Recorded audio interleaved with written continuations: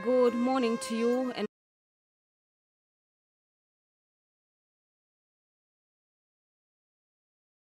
Assembly on this particular Wednesday on the 12th of April. The year is 2022.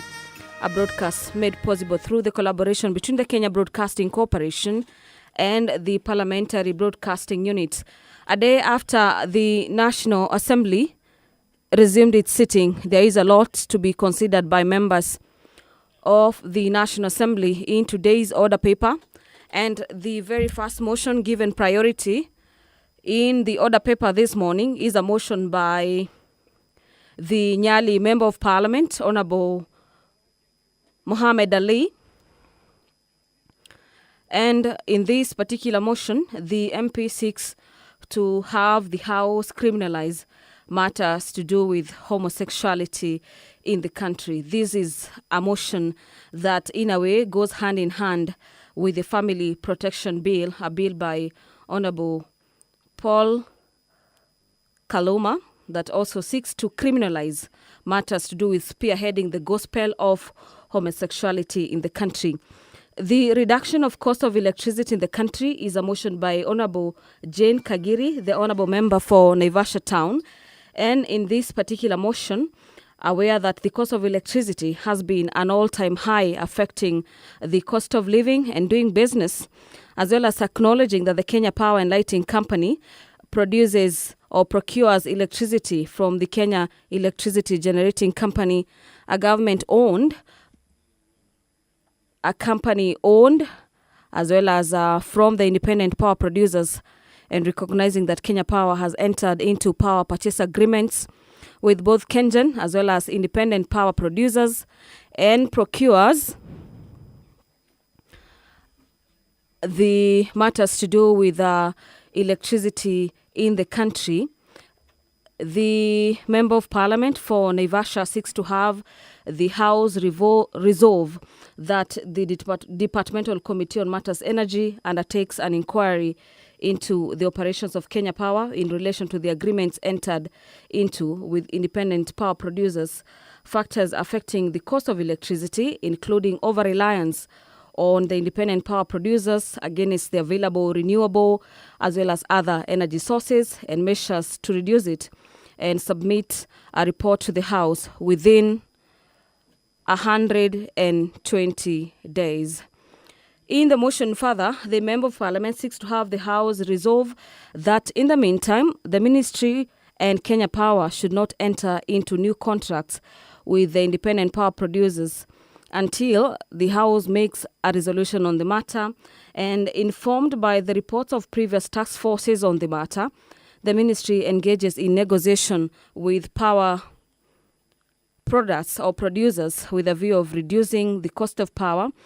And finally, that the Ministry and Kenya Power do develop suitable strategies for engagements with independent power producers in order to provide a relief for electricity consumers and ensure that there is a long-term viability and sustainability of the energy sector.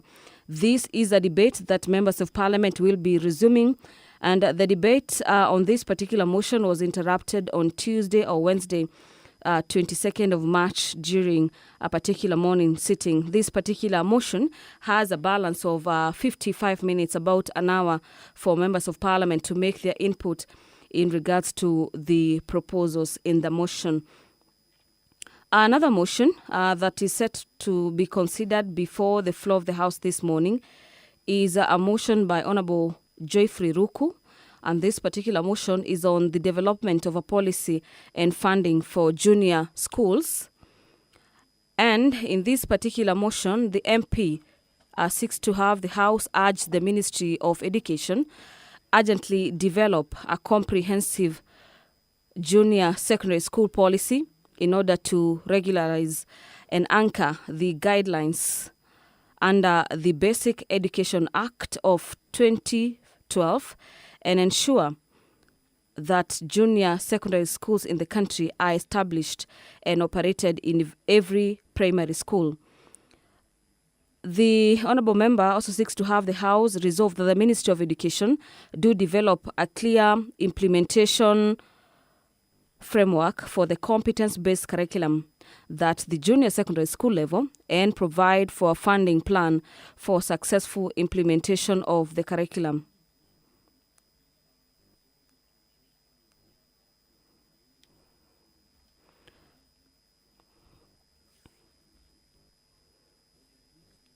The Family Protection Bill, a similar bill to the bill by Honourable Member for Nyali, is a bill by Honourable Member for Homa Bay Town, that is Peter Kaluma.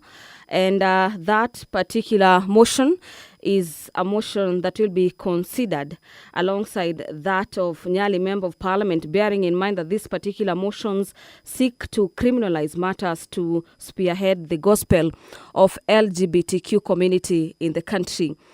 Honourable Member Timothy Toroitich will be moving a motion on the establishment of a National Cancer Prevention Control Fund. That aware that Article 42, subsection 1A of the Constitution provides for the right of every person to access the highest attainable standards of health, which includes the right to healthcare services. And the House do resolve that the government, through the National Treasury, establishes a National Cancer Prevention and Control Fund to promote prevention, control, and treatment of cancer in the country. The business of the National Assembly is just about to commence. I'm now handing you over for the live broadcast. Enjoy your viewing.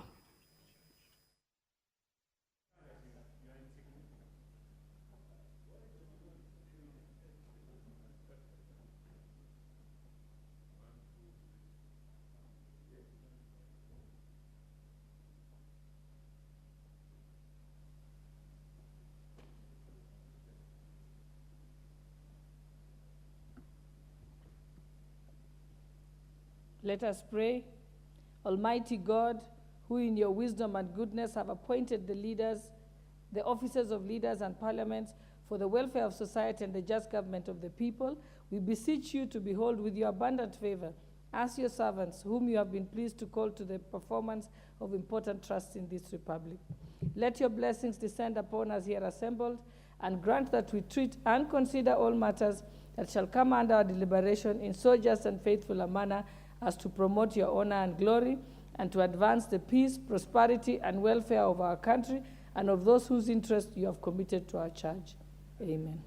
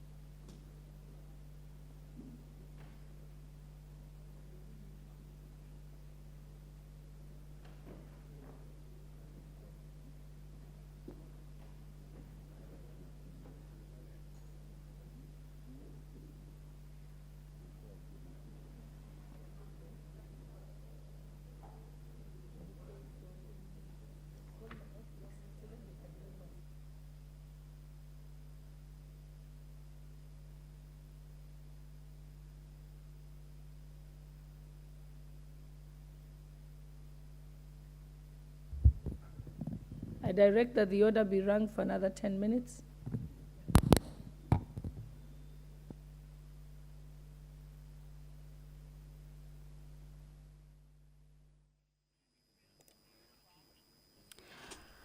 The Deputy Speaker of the National Assembly, Honourable Gladys Boss, has ordered the Sergeant-at-Arms to ring the quorum bell for 10 minutes. And this is to allow members of Parliament who have not yet made their way into the chamber proceed to make their way into the chamber to allow the House attain the requisite quorum to commence business this morning. A look at the order paper this morning. Before I handed you over for the live broadcast, we were looking at the establishment of a National Cancer Prevention and Control Fund motion. And this particular motion is by Honourable Timothy Toroitich, that seeks to have the House resolve that the government, through the National Treasury, establishes a National Cancer Prevention and Control Fund to promote prevention, control, as well as treatment of cancer in the country. Honorable Brighton Yego will be moving a motion on the development and implementation of a childcare program for children whose parents are in lawful custody. That aware that Article 53 of the Constitution provides for the right of children, including the right to freedom and compulsory basic education. Further aware that Section 22 of the Persons Deprived of Liberty Act and the Children Policy provides for care of children whose parents are deprived of liberty until the child attains the age of 4 years, and recognizing that children above the age of 4 still require parental support. Further recognizing that the majority of these children often suffer from emotional distress, social stigma, and economic hardships, and cognizant of the fact that all children should be accorded a means of maintaining their relationship with their incarcerated parents, noting that children have restricted economic resources available for their support, and which in turn negatively impacts their life. The House therefore urges the government through the State Departmental for Social Protection and Senior Citizen Affairs to develop as well as implement a program for the care of children above the age of 4 years whose parents are under lawful custody. Honorable Mashua Waithaka will be moving a motion on the national policy on deworming of school-going children.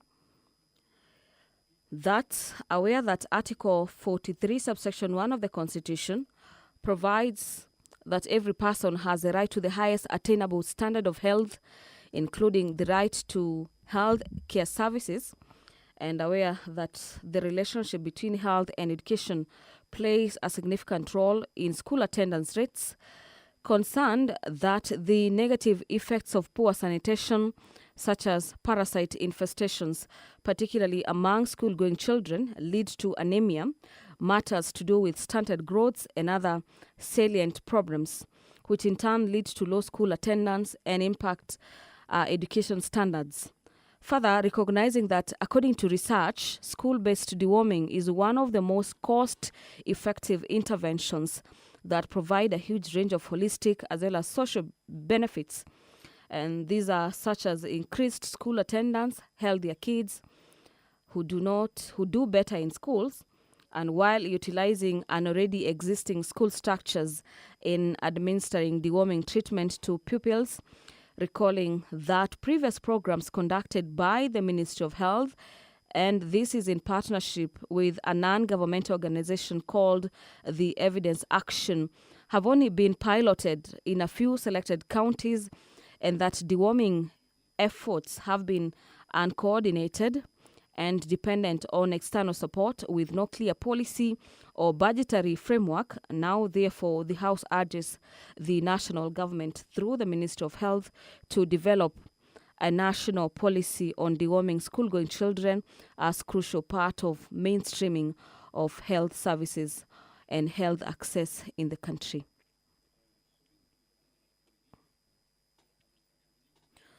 Honorable Member Duncan Mathenge seeks to have the betting industry regulated through a motion on the regulation of the betting industry in the country.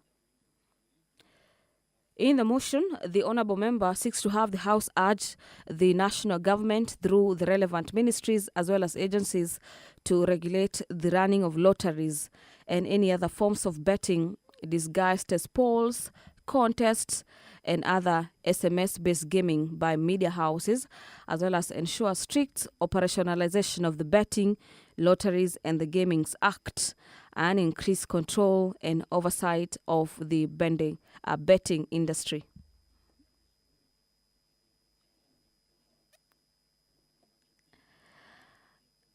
Honourable Member Felix Oduor will be moving a motion on the public health concerns at Langata Cemetery.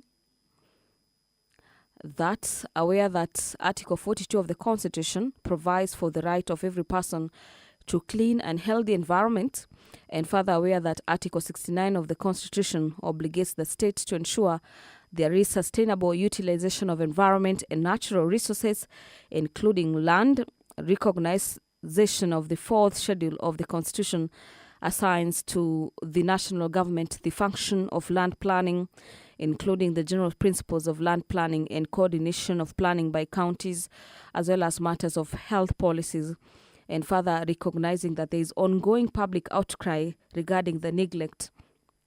And this is the neglect of Langata Public Cemetery, which was declared full close to 2 decades ago, and concerned that this matter has been left unaddressed and poses a significant health risk to the public.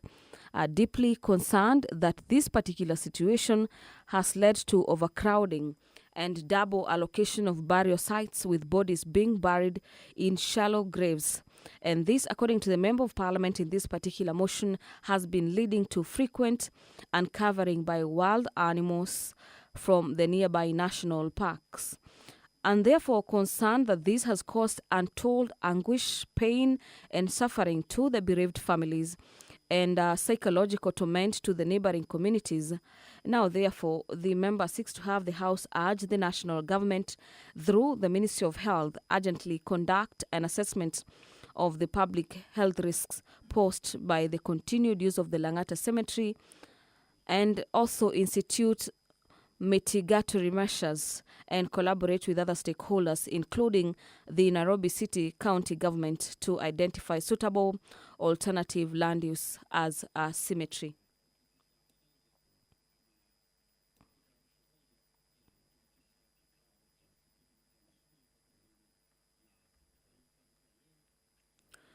The development and implementation of a program for the voluntary regularization of the land occupied by squatters for a prescribed period is a motion that will be moved by Honorable Mark Mwenje, that aware that lack of access to ownership of productive assets, in particular land, on one of the very serious sources of economic as well as social insecurity for Kenyans, and further aware that many communities, particularly in rural areas and informal settlements in the urban areas, depend on land for their production and livelihood, and therefore the landlessness affects the ability to secure basic needs such as food.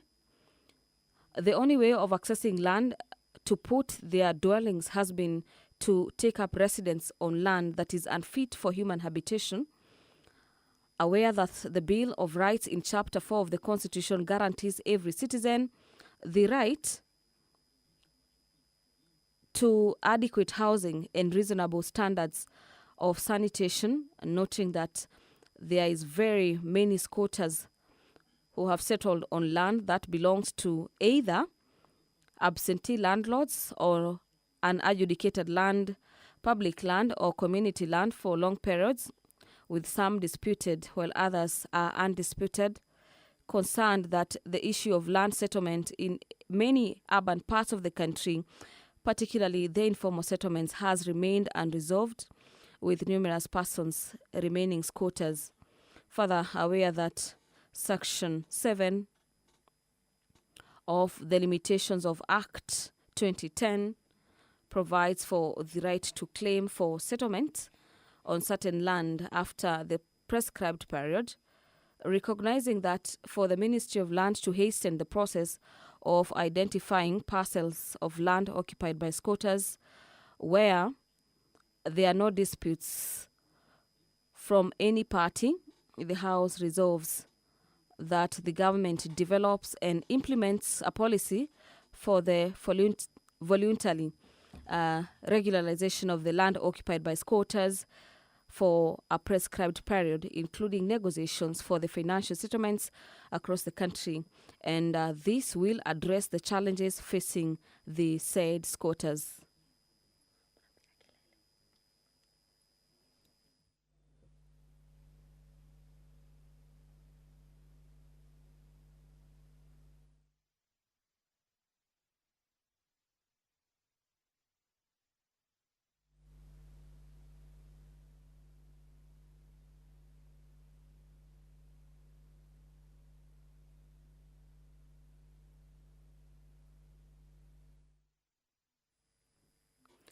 The quorum bell of the National Assembly is on at the moment. A further 5 minutes has been added to allow members of parliament to make their way into the chamber this morning, and this particular directive is pursuant to standing orders of the National Assembly that directs the Speaker to take those particular directives guided by the standing orders to allow that at least 50 members of parliament are in the chamber at such a time when the House is commencing business.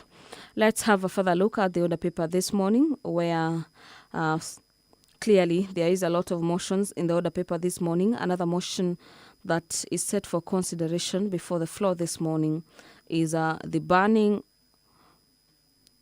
of the growing of eucalyptus trees in the country. And this particular motion is by Honorable Moses Kirima, that aware that the eucalyptus trees, especially the species that are popular among the large-scale and commercial trees farming in Kenya, and noting that these particular tree species are grown in most ecological zones in the country, and in particular the western central Rift Valley, as well as central Kenya, parts of eastern and the coastal region of the country. The National Assembly has raised the requisite quorum. I direct that the bell may be stopped. We may proceed. Order number 1, administration of oath. Order number 2, communication from the chair. Order number 3, messages. Order number 4, petitions. Order number 5, papers.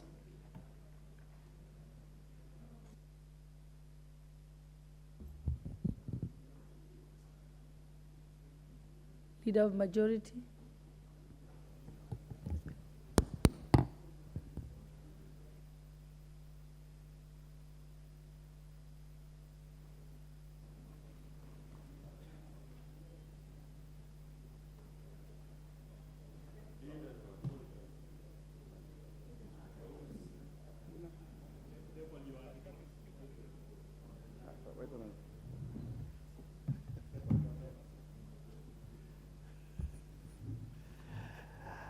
Thank you very much, Honorable Speaker. Honorable Speaker, I beg to lay the following papers on the table of the House today, Wednesday, April 12th, 2023, morning sitting. Reports of the Auditor General and financial statements in respect of the following institutions for the year ended 30th June, 2022. A. Management and Supervision Fund, State Department for Cooperatives. B. Kenya Transport Sector Project, Kenya National Highways Authority. State Department for Fisheries, Aquaculture and the Blue Economy.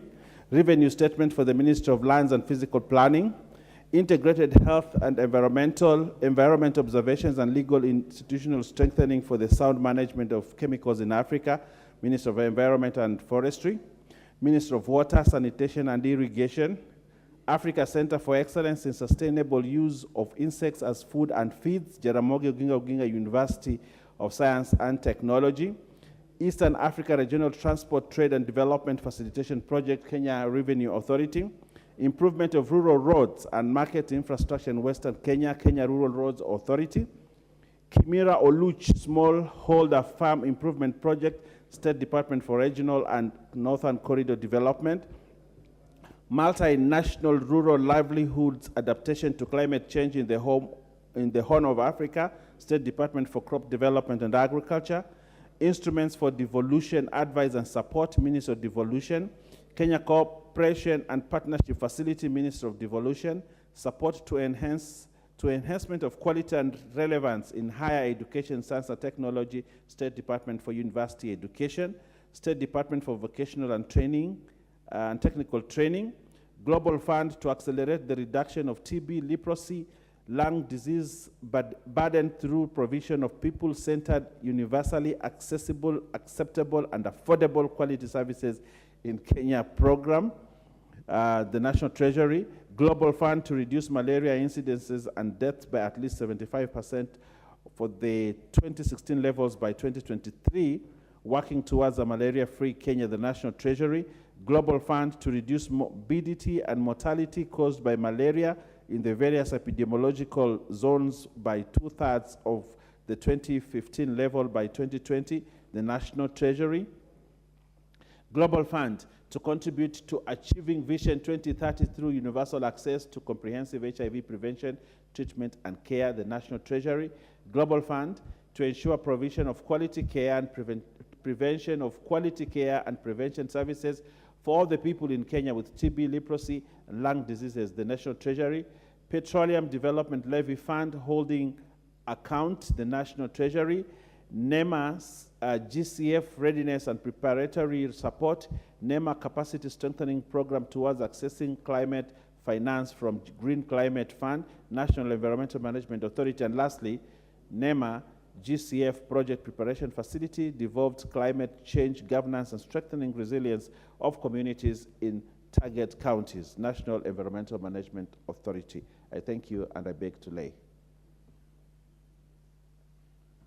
Order number 6, notices of motion. Order number 7, questions and statements. Order number 8, hoja, kupiga marufuku usungumziaji na ushapishaji na usambazaji wa taarifa zinazokuza mahusiano ya jinsia moja. Hoja kutolewa iamuliwe.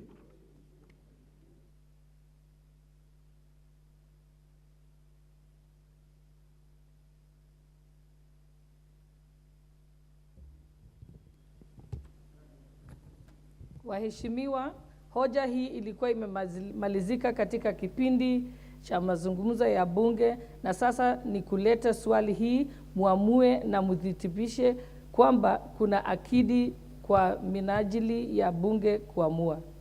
Natoa hoja iamuliwe. Kwamba tukifahamu kuwa familia ndio kiungo cha msingi cha jamii na kutambua kwamba utamaduni wa Kiafrika una dhamani sana asasi ya ndoa ambayo inahakikisha kuendelea kwa binadamu kupitia uzazi, kuzingatia ukweli kwamba ibara ya 45(2) ya katiba inaeleza kuwa kila mtu mzima ana haki ya kufunga ndoa na mtu ya jinsia tofauti. Kwa msingi wa hiari baini ya wahusika, tukitambua pia kwamba kifungu cha 162 cha kanuni ya adhabu kinamtia hatiani yoyote ambaye anashiriki tendo la ngono lisilo la kawaida na mtu yoyote kinyume na utaratibu wa asili. Tukizingatia kuwa mahusiano na ndoa ya jinsia moja na ngono inayotokana na mahusiano haya ni kinyume na utaratibu wa asili. Tukisikitika kwamba kumekuwa na ongezeko la mahusiano ya jinsia moja nchini Kenya kutokana na usambazaji wa vitabu na machapisho ya zokuza upotovu huu. Tukitambua kwamba uchapishi na usambazaji wa nyenzo zinazohusu mahusiano ya jinsia moja katika machapisho na vyombo vya habari una athari kali kwa maadili ya jamii kuhusu mwelekeo wa jinsia. Tukimaizi kwamba kuna haja ya kutekeleza sheria ili kulinda na kuhifadhi maadili ya mahusiano ya jinsia tofauti katika taifa. Tukifahamu kwamba uwezekano wa kuzaa kutokana na mahusiano ya ndoa ya jinsia moja, tukihofia kwamba kuongezeka kwa mahusiano na ndoa za jinsia moja kunaitia jamii ya wanadamu nchini katika hatari ya kutoweka. Bunge hili hivyo basi linaazimia kwamba serikali ipige marufuku mara moja uzungumzaji, uchapishaji na usambazaji wa taarifa zinazokuza mahusiano ya jinsia moja nchini na kuweka mikakati ya kudhibiti maudhui hayo kwa mujibu wa ibara ya 45(2) ya katiba na kifungu cha 162 cha sheria ya adhabu ili kuikinga jamii, hasa watoto na vijana dhidi ya kuafikiwa na mwelekeo potovu ya mapenzi na ndoa ya jinsia moja. Wanaoafiki waseme ndio. Wasioafiki waseme la. Wanaoafiki wameshinda. Hoja imekubaliwa.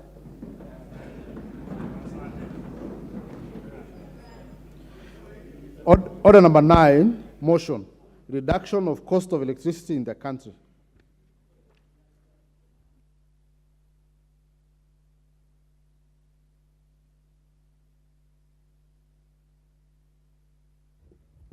Honorable Abraham Kirwa, he's a member for Chesume, is it? Not Chesume, Mosop, member for Mosop. He had 5 minutes left, 9 minutes. Okay, we can give another person the opportunity. Yeah. The Honorable Member for Buuri, Honorable Mugambi. Thank you, Madam Speaker. First, I want to thank my neighbor, Honorable Jane Kagiri, for bringing forth this motion on the reduction of electricity, cost of electricity in our country. Madam Speaker, it is true all of us receive electricity bills every month, either as an industrial consumer or as an individual consumer. Madam Speaker, in that bill, you are going to find itemized items which the customers are charged. Madam Speaker, one of those is the cost of diesel, because Kenya had entered into some agreement with private energy producers who installed generators in many parts of this country, feeding into the national grid. Madam Speaker, the cost of diesel is very high, and this has been continuously been passed to the consumers. Madam Speaker, I think the time has come that the government of Kenya need to look at all these private arrangements that were entered long time ago that continue to cause sufferings in terms of payment of bills to the population of this country. Madam Speaker, the cost of electricity is high because there's a lot of operational expenses that are incurred by more than 5 corporations which are charged with generation and distribution of power in this country. My point, Madam Speaker, is that the Kenyan government need to look at the viability and effectiveness of all these state corporations. Madam Speaker, we have the Geothermal Development Corporation, we have KenGen, we have Kenya Power, we have Kentraco, and these private producers. Madam Speaker, the time has come that we start looking at the viability of all these corporations and ask ourselves, are they necessary? Can they be consolidated? Can we reduce on the operation costs? Because, Madam Speaker, the cost of maintaining some of these corporations is what is causing the power bills to go up. My point, Madam Speaker, is that the energy sector needs to be looked afresh. Madam Speaker, we know there is a lot of solar energy in this country. Free sunshine. Madam Speaker, I ask the government of Kenya to turn and start looking at the renewable energy as alternative sources of power, because now hydro energy is becoming very expensive. Madam Speaker, I think we need to relook at the budgeting of all these state corporations and start redirecting their budget towards renewable energy, because Kenya Power can do it, KenGen can do it, Kentraco can do it, nuclear energy, Madam Speaker, and I was very happy to note that they are on top gear, but they are looking at the long term. But for now, we need to address the issue of short term, because Kenyans are suffering. As we speak of high cost of living, we are also speaking of high cost of energy, the country has reached a point where now we have to be sober. We have to start deliberating on the key issues that are really affecting the citizens of this country. Madam Speaker, I think it is very important that we place upon the Ministry of Energy that they need to look at the policy on energy. Madam Speaker, as I said, this is a very important motion, and we all support it, but we ask that the policy on energy need to be looked afresh so that we address this matter, not addressing it piecemeal, not addressing only the reduction of bills, but also the cost of generating of power in this country, so that now we start directing our resources to the most cheap and viable source of electricity. I thank you, Madam Speaker. The Honorable Member for Endebess, Dr. Robert Bukose. Thank you, Madam Speaker, for allowing me to contribute to this motion on reduction of the cost of electricity. Madam Speaker, you know that the cost of electricity has been rising. Right now, you find that when you buy tokens, you look at the tokens that you've been given, the ones you bought last month at the same cost and the ones you bought this month at the same cost are actually different. There are less tokens compared with what you bought last month. And this has been necessitated basically more so by us sustaining a very unfair contractual agreements. This country has more than 280 megawatts of energy. Our consumption is around 220. But you ask yourself, we have more energy power, yet our consumption prices still continues going up. The cost of electricity, even for people to put up business within our country, is quite high. That is why you'll find that companies are even running away to other places where there are cheaper costs of electricity. And I think it's a high time the CS Energy looks at this cost of electricity and be able to remedy this situation. Madam Speaker,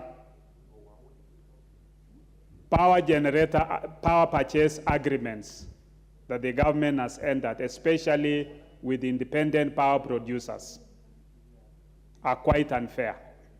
Because you look at especially diesel generators that were started some times back, where you enter into agreements that are lasting as close to 25 years. And if the government has to terminate them, then the compensation is very high. Yet we continue investing in other cheaper sources of energy, like geothermal. We continue investing in hydro. We continue investing in solar. And we are even in the process of investing in nuclear energy, which is even more cheaper. So I think it's very important, and I would want especially the Committee on Energy. We have institutions that have been funded by public coffers. For instance, GTC. GTC has been funded for many years, and they've had programs and projects which they have not been able to mature. For example, you look at a project like Silale power generation, which has scalped and coupled a lot of resources from the government. Yet up to date, we've not produced a single megawatt of energy. Yet we continue funding GTC. I think it's a high time that value for money is able to be looked into. We have other institutions like KenGen, which have been doing very well. They set up hydroelectric power, they have done energy production, they've even gone into producing power in neighboring countries like Ethiopia at a lower cost.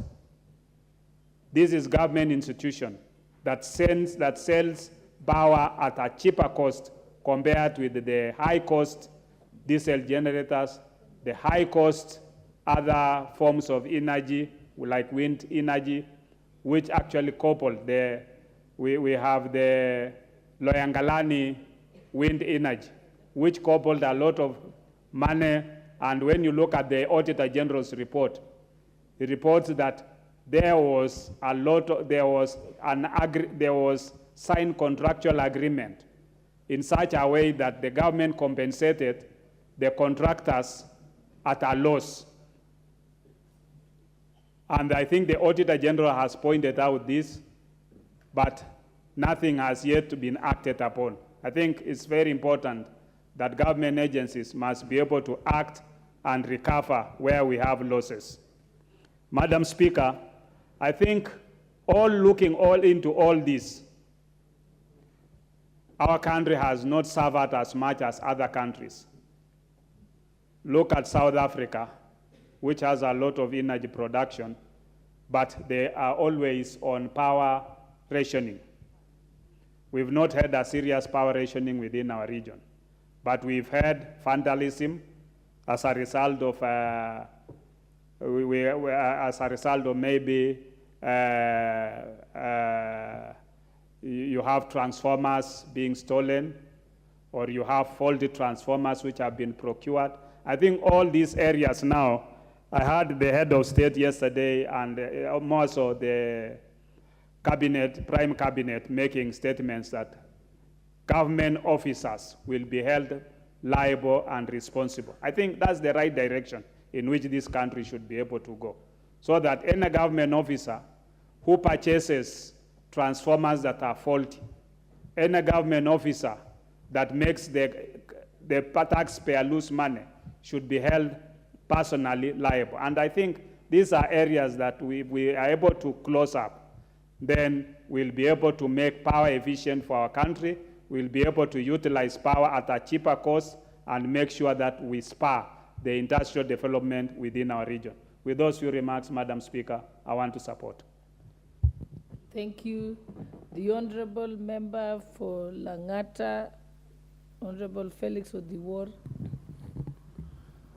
Thank you, Madam Speaker, for giving me this chance to contribute to this motion. And I wanted to put it differently from the people I represent who live in the slums. In Langata, we have several slums, Hairas Ward, we have Kijiji, we have Bangladesh, Kuwinda, and these people cannot afford the cost of electricity as you speak. This leads to illegal connections. And immediately we have illegal connections. That's why for the past few months, we've had more than 15 fire cases in the constituency that has been caused by illegal connections. If the cost of power will be reduced, the people living in the slums would be able to afford electricity, and the illegal connections will be done away with. Apart from that, as we speak, Kenya Power have taken away more than 4 transformers out of the constituency just because they say there's illegal connections. Yet we have people in the slums who can afford the electricity, and I'm also here to request the MD Kenya Power or whoever came to Hairas Ward and removed the transformers in the name of illegal connections to please, first, even before we have a lot of these discussions, to bring back the transformers so that the people can have electricity. It is very sad that in the city of Nairobi, people still use paraffin to light themselves up and provide light, when we are able to have everybody connected to electricity. I support this motion, and I want to really appreciate the Honorable Jerry for bringing it up here for discussions and debate. I support. Thank you. The Honorable Member for Baringo County, Honorable Florence Chembatia. Thank you so much, Madam Speaker. I also want to join my colleagues in supporting this motion and to thank my colleague for Laikipia for bringing this motion because it is so timely. And I also want to add that it's unless this country decides and have more ways of producing power. Otherwise, the electricity bills is going to skyrocket because we have no any other way apart from the hydro way of producing power. We have several, but it is not so well managed. For instance, the solar, we have an authority called REREC, which is supposed to be managing green power and helping us to produce an extra power and probably synchronize it to the main grid. But if you look at the production levels, it is not enough for this country to consume to the level that we are able to minimize our bills. There's a lot of effect due to these high bills in this country, electricity bills, because when we depend mainly on the hydro, it means we can only produce enough when there is enough rains. That automatically affects even our productions in industrialization or industries, to the extent that every product that is being produced in Kenya today is so much expensive, and you are not able to produce more because of the cost. Even the cost of living. Like in my house, if I have 3 or 2 gadgets that I'm using electricity, like ironing and water pumping or something like that, it's going to cost me so much. And considering that there's a very high cost of living, electricity in this country must be managed by all means. And we should develop many other ways of producing power. And I encourage the government to look into it through the Ministry of Energy, that we also need to produce more wind power, tap into it, synchronize it into main grid, produce more of geothermal, and make sure that Kenyans are also getting value for the money they are paying for. Because it is one thing for all of us to be using this power, and it's another thing for all of us also to be struggling to survive because of the high cost of electricity bills. I want to say this is something and discussion that must be brought forward, and the ministry should take up the challenge by making sure that the electricity cost is brought down by all means. Thank you, Madam Speaker. Thank you. The Honorable Andrew Akuome, Member for Karachuonyo.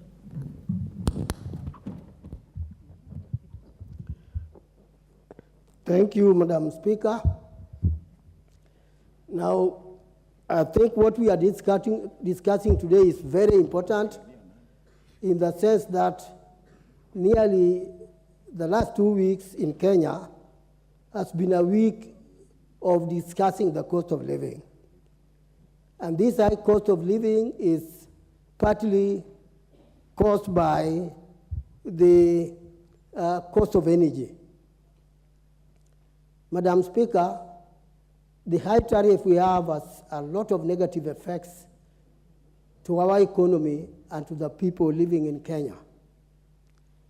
We all know that the cost of business and the cost of manufacturing has gone up so much that the prices must also respond to that high cost of electricity. Madam Speaker, let me say that because of this high cost of business and production, in particular manufacturing, a number of business people and industrialists have migrated from Kenya going to other countries with a very dangerous result that causes us to lose employment and indeed cause us to transfer employment, the potential employment we would have had in our country, to the other countries. I think it is important that all efforts must be made to reduce the cost. And because of this, I highly support the motion. And I had one of my colleagues referring to illegal connections. That's a direct result of the high cost of electricity. If you want electricity and it is purposely made impossible for you to get it, you are a human being, you will do all possible to get it. And those who are having illegal connections are doing so because they want to live like any other person. Madam Speaker, let me also just draw your attention to the independent producers of electricity. I begin to wonder whether these people are useful to Kenyans in the manner we expect and in the manner they supply their energy to the national grid. We are told that these people are paid very highly, but do they have that payment commensurate with what we get from them in terms of the energy they add to the national grid? It is important they are investigated in relation to their cost and their benefit to this nation, because this could be part of the cost of the high tariff we are paying, because the energy producers or the energy giver, KPLC, need to recover their costs. Madam Speaker, I highly support the bill, and thanks for giving me the opportunity to contribute to this bill. The Honorable Stephen Mogaka, member for West Mugirango.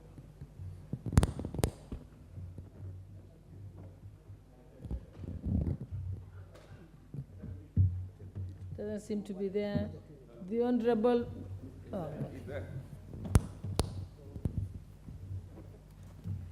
Thank you, Madam Speaker, for this humble opportunity to contribute to this motion. And I thank the member who has brought this motion at a very timely moment. And on behalf of the people of West Mugirango, I want to support. Madam Speaker, electricity or energy is everything. It's the driver of our economy. And unless the cost of energy is stemmed, then the cost of production and consequently the cost of living will not be affordable. To achieve this, it is indeed important that we evaluate the production chain to ensure that there are no leakages and there is no hemorrhage which is transferred to the ultimate cost of electricity. And it is true that Kenya Power, being a monopoly, has been entering bilateral agreements with independent power producers and prefers purchasing the expensive energy first at the expense of the cheap and clean green energy that is generated by the geothermal, by KenGen, and even wind power. The Ministry of Energy, Madam Speaker, needs to rise to the occasion.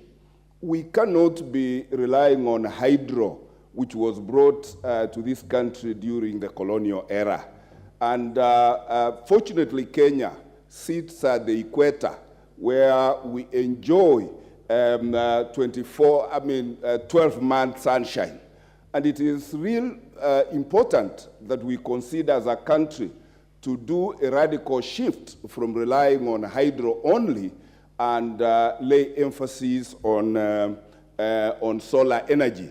So much so that we also need to amend the construction laws of this country so that we make every unit that is constructed to have a provision for a sufficient solar panel that will provide sufficient energy for that household, as well as release the excess of that energy to the national grid. We must migrate from relying on these giant power producers in this country and go towards a small-scale power production where every household harvests energy using solar panels, utilizes what they need, and sells the excess to the national grid so that we convert our current energy consumers from consumers to producers of energy. And it is really important that a country that is now 60 years old needs to look for ways of raising very cheap energy for driving the economy. Madam Speaker, if you notice, we have a crisis, particularly in the rural areas. From the West Mogrango, where I come, there has been a large-scale theft and vandalization of power transformers. And why is this happening? There obviously is a market for the oil within the transformers, as well as a market for second-hand transformers. And who are the consumers? I suspect that some of these illegal stolen transformers and oils are being recycled back and sold again to the very people who are supposed to procure new transformers, and therefore the cost of all this is still transferred to the poor consumer. Whatever it takes this country, Madam Speaker, to reduce the power and energy tariffs, it needs to be done. I support and thank you, Madam Speaker, for this opportunity. The Honorable Bensouda. Madam Speaker, for giving me this opportunity, I want to make my contribution on the motion that has been brought by Honorable Jane Gigiri on reduced cost of electricity. I think there is no shortcut about this. This is quite critical. This is quite urgent. This is quite clear that it needs to be looked into with all stakeholders who are in this field, beginning with the Managing Director of Kenya Power. And I want to call upon strongly the committee which deals with energy to call upon all of them who are involved in this so that the country Kenya is brought to the right cost of living. I want to say that normally when we are in Parliament, first of all, the contributors whom I've listened to have talked about industrialization in regard to the effect or the impact that the cost of increased electricity has in production. They've also talked about the investors who are in the country who may not continue with their investment because of the high cost of living. I want to make my contribution in support of reduced cost of electricity on the following facts. 1, in terms of security, 2, in terms of education, 3, in terms of human resource, 4, in terms of the local person, the Jua Kali artisan, the economic enterprises that we have in our counties. And when I'm talking now, I'm talking specifically to Homa Bay County. We know that there are issues that are there which are not addressed. We cannot be talking of a country of continued increased amount of cost on various things without looking or addressing the prerequisites that are underlining to what is causing the problem. In terms of the Jua Kali artisan, the increased cost of living, has Kenya Power tabled? Have they made known the reasons as to why the cost of electricity continue going high? As a country, as the 13th Parliament, in the manifesto that was given by the government was to ensure that there is sustainable economic empowerment of our youths. That cannot be realized. I'm looking into the person who is the barber shop, the Kinyozi boy, who wants to be empowered through what he's doing. Yet the units that he gets once he purchases too high. Are we going to realize what we are talking about, youth empowerment? It is crazy. I look into the fishing industry. The people who are able to afford the big trucks and they bring the ice in coolers, we are able to produce this at our local areas. And so the cost of electricity must go down. I'm looking into the education sector, where we are talking about competency-based curriculum. The children here in gallery, not all of them are equal to those in the rural areas. There are some areas we are talking of going digital. We are talking of a digitalized economy, ICT. How are you going to realize this? The education committee equally should investigate and know what is the cost of electricity that the schools, primaries and secondary schools are meeting. Is it affordable? Is it sustainable? These are questions to ask. I'm talking about in terms of security.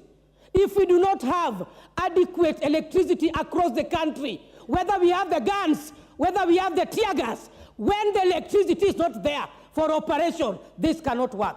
I'm talking about motivation of the human resource employed under the Kenya Power. It will take days for you to reach Kenya Power so that there are connections. Why do we talk of increased costs while the jobs that are supposed to do are not well managed? I'm saying the management of Kenya Power should up their game. If there's a problem with the transformer, does it mean that they don't have field officers to establish before we report to them? What is it that there is a gap? So I'm saying in the management issues also, let us address the real issues. Let us at all costs, plus the ministry, ensure that the cost of electricity come down and the sources which can improve and sustain provision of energy is realized. Otherwise, at this rate, we are just going to tell Kenyans we have failed as leaders, we cannot sustain the economy, there is no money, and so education cannot move, security cannot move, Juakali industry cannot move, and nothing can happen. Water is life, and so energy is life. Thank you, Madam Speaker. The Honorable Owen Baya, member for Kilifi North. Thank you very much, Honorable Speaker. Honorable Speaker, I would like to contribute to this motion presented by the good, gracious lady, Jen. And in this motion, what is very important and very significant are the prayers that the Honorable Jen is asking this Parliament to do. One of them is that she wants the Departmental Committee on Energy to undertake an inquiry into the operations of Kenya Power. An inquiry. Now, this inquiry is very important because a lot of things that we will say here, we might say them and debate them and talk about them, but the answers to the problems that we have with Kenya Power is for us to go out there and find out what are the issues. We need to interrogate the bill. When you receive a bill, an electricity bill, there are so many costs, so many taxes, so many items. If you look at the cost of the unit that you pay, it is almost a quarter. But 3/4 of that bill is actually taxes and fuel and a lot of things that actually do not concern the production of the consumption of the power. That this committee must look at. We want to understand. I have received many power bills in my life, but when I look at it, I ask myself, what is it that I'm actually paying for? The second point that we need to look at is efficiency. Efficiency is a very important component of management. The more inefficient you are, the higher your cost of management, the more overheads. The more inefficient you are in terms of procurement, the more the costs are. But the question is, when these costs of management, poor management come in, who bears the cost? It is the consumer of power that bears the cost. So when we put a management team at Kenya Power, have we looked at their ability to manage effectively and efficiently? The two words, being effective, being efficient, have different meanings. You can be very effective, but not efficient. Because you can produce what we want and the quality we want, but you might do it at the highest cost. You are being effective, but you're not being efficient. And that is the problem that we have at Kenya Power. Some of the management decisions that are being made are such that they look at just production of power or distribution of power without looking at the efficiency level that is required. Madam Speaker, this is something that the committee needs to do. Investigate, do an inquiry at Kenya Power to understand the efficiency level. At how much, what is the cost of one mega unit, 1 unit of power? What is the real cost? The real cost, you know, there could be just cost and the real cost. What is the real cost? In terms of the most efficient production. I read that there are other IPPs that produce power, sell power up to Kenya Power at 30 cents, others sell at 150. Why would that happen? Why would that happen? Why would others be paid more money than others, and yet who bears the cost of all this is still the consumer? So we have higher energy costs in this country, and we must look at it. Again, looking at leveraging on what the Honorable Jen Kagiri has said, investigations must be carried out. And one of the things that we need to look at is power generation costs. Power generation costs. There are many IPPs, independent power producers in this country. They have power contracts. They are reaping a lot of money. A lot of money. They are making a lot of money. But as they make a lot of money, the person who buys this power and evacuates it and gives it to the people has to pay for that cost. Eventually, the cost will come back to the common mwananchi there. The kinyozi that my friend Bensuda was talking about, the pumping for water, and all the other things. It is about how much money Kenya Power buys the power from the IPPs. Madam Speaker, we must have a paradigm shift in the management of power in this country. We need to have a fresh look, and this motion is timely. With the rising cost of living in this country, we need to look at everything and we need to move away from where power supply, if I want to supply power, it is at the realm of the supplier and not the demand. That because I'm producing power, I must sell, and I want to sell at my cost. And somebody on the other end actually agrees to buy the power at the whims of the person selling, at the price that he wants. Madam Speaker, the moment we reduce the cost of buying power from independent power producers, the cost of power in this country will come down. And that is something that the Committee on Energy needs to do. Madam Speaker, one of the things that we need to look at is a new economic architecture in this country. We have taken loans so that we can produce power. Huge loans. These loans must be paid for with high interest, bought at the dollar. Now, when this is done, the cost of everything of living in this country, because the person who produces maize meal, person who produces unga, uses power to produce that. If the cost of power is high, that cost will be loaded on the unga. If the cost of processing milk, when you want to process milk, you want to use power. The cost of milk will go high because power cost is high. If you want to build, cement manufacturers used power. And if we have to look at the development index of this country, probably one of the things that we need to look at is construction, the construction industry. But if there is higher cost in the construction industry because cement is produced at higher cost because of the power tariffs, it will even be difficult to own property in this country. So, Madam Speaker, what I would like us to do and urge the committee and to leverage on this motion that the Honorable gracious Lady Jen has brought is we would like to get into this House a report, an investigative report, so that we understand, and this Parliament, when that report is produced, Madam Speaker, we need to have it here. That's why my advice to the Honorable Jane, after we pass this motion, I would like to request you to bring into this House a request for statement by the minister or by the committee. You request, and it is the only one. You see, the motion is very good as it is, this motion, very good as it is. But you may not elicit any reactions or elicit a report. So, because this is a motion, it's just a motion. But I would like to ask you to move forward and bring in a request for a statement or a petition to this House so that at the end of the day we receive a report. And that report will be debated and decisions will be made by this House. And that is the only way you can take this motion forward.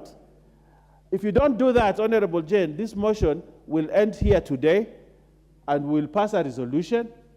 And I do not know how effective, I probably need advice from the clerks, but I would say that we need something else so that we can have a report come to this House, so that this House can debate that report and that report can be implemented by government. And if they don't implement, the Committee on Implementation can take it over so that they push the relevant government agency to implement. I thank you, Honorable Speaker. The Honorable Amina Mnyazi, member for Malindi. Asante Madam Speaker kwa kunipatia fursa hii kuzungumza kwa niaba ya watu wa Malindi.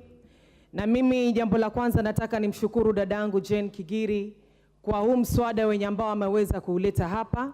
Mswada huu umeletwa hapa wakati mwafaka, Mheshimiwa Speaker, kwa sababu ni wakati huu ambao Wakenya wengi wanalalamika kuhusu maisha yalivyopanda juu. Mheshimiwa Speaker, mimi natoka sehemu za Malindi. Na Malindi ni mahali ambapo sisi tunategemea sana masuala ya utalii. Na inanisikitisha leo hii Mheshimiwa Speaker, ninapozunguka Malindi na kuona hoteli nyingi ndani ya Malindi yetu zimefungwa.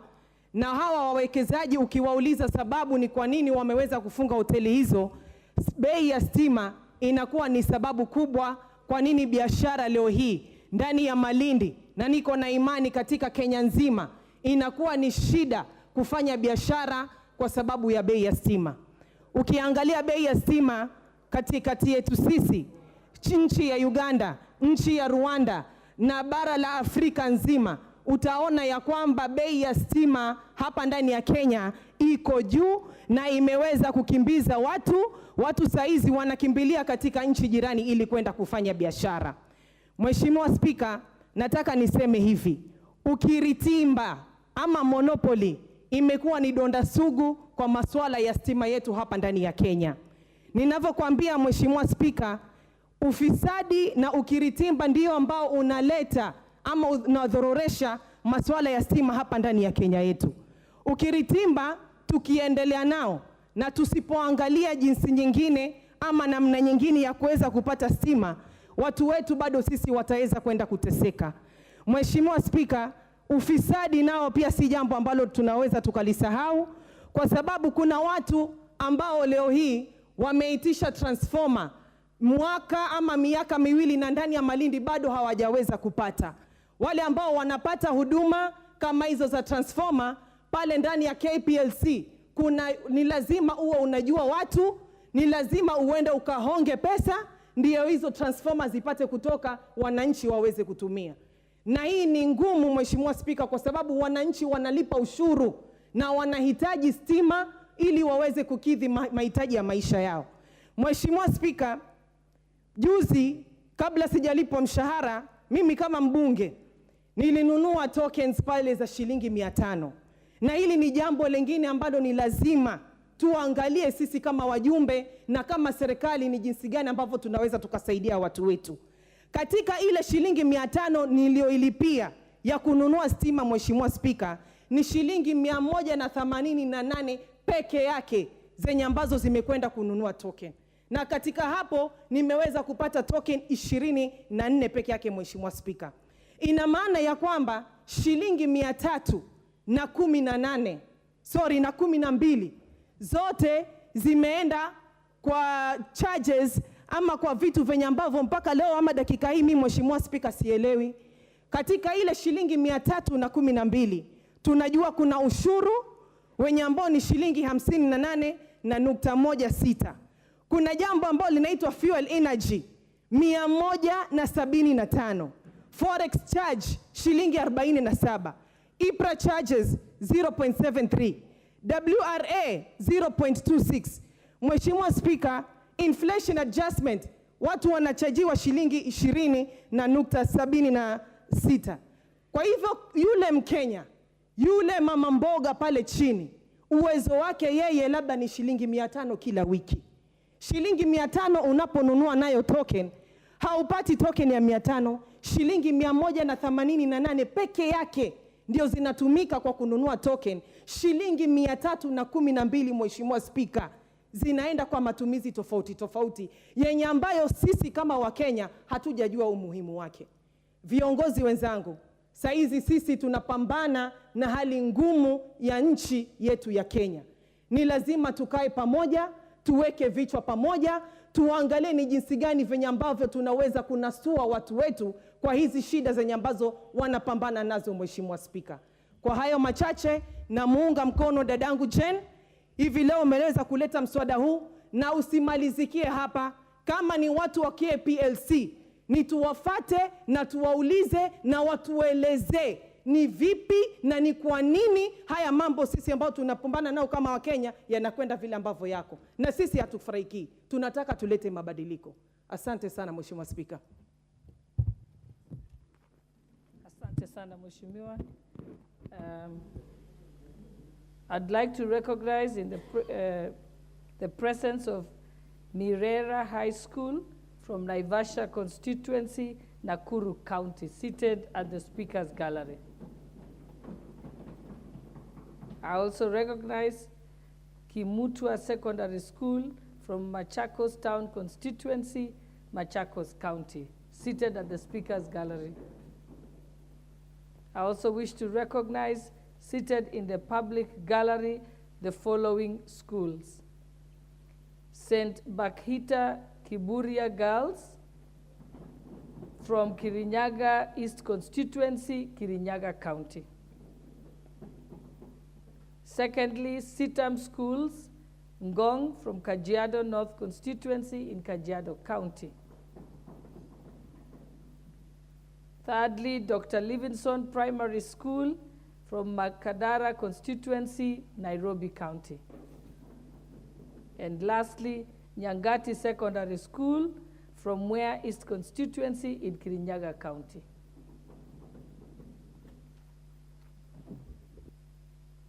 I think the time for debate is now over. It was 55 minutes. I'd like to call for the mover to reply. Thank you, Honorable Speaker. Honorable Speaker, because of the interest that members have shown in this motion, I will donate 2 minutes each to Honorable Irene Joki, Honorable Richard Kilel, Honorable Mwengi Mutuse, and Honorable Fatuma Full Network. 2 minutes each. Honorable Joki. Thank you, Madam Speaker. Thank you, Jane, Honorable Jane, for bringing this motion. I rise to support. I rise to at least try and offer a few solutions that we can be able to reduce electricity costs in this country. And one, I had my colleague talking about charges in her bill of Warma. I want to request KPLC to check on double counting on Warma charges to stop charging non-catchment areas. I want to request the Ministry of Energy to look into the quality performance of some of these IPPs. I am privileged to at least host 3 of these contractors, and it is very embarrassing when we were with the CS Churchill to note that some of them were given these contracts in 2013 and they have not been able to achieve that. And if they were able to achieve that, I can assure you we'll be having 105 megawatts of electricity already generated for us and ready to be used by Kenyans. I also want to request KPLC, our Ministry of Energy, to look into lowering diesel-generated cost. whereby diesel-generated costs are taking a whopping 67 billion into their budget. We also need to utilize our geothermal plants, that is renewable energy, which one of my friends and one of my colleagues has talked about. We also request the ministry to look into also fast-tracking construction of substations where lines are ready to transmit electricity, but substations have not been done. Madam Speaker, I want to also request the ministry to utilize other parastatals which can be able to generate energy, and one of those is Kibo Sugar, which can be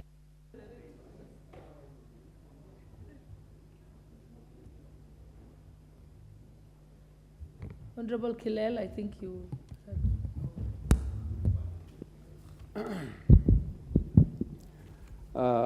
Thank you so much, Madam Speaker, for the time that you have given me to contribute to this motion. I just want to support the motion that was brought by Honorable Chen Gakiri, which is intended to bring the cost of power down in the country. I want to suggest some ways where we can make that one possible. One of them is actually utilizing the sunshine. We encourage the use of solar panels in areas where we have enough sunshine. We also have areas which are wind areas, like Gong, so we can also utilize the wind power generators. We can also make the cost lower, maybe by renegotiating the cost of purchase of power from the independent power suppliers, which we can make it lower so that we can transfer the benefit to the citizens of Kenya. Finally, Madam Speaker, streamlining the government generating companies like Kenya Power and Kenya and Kenchen. We can streamline them so that they can become efficient, and therefore they can do their operations in a very effective manner, and thus bringing the power down. So I stand to support the motion so that our people may get their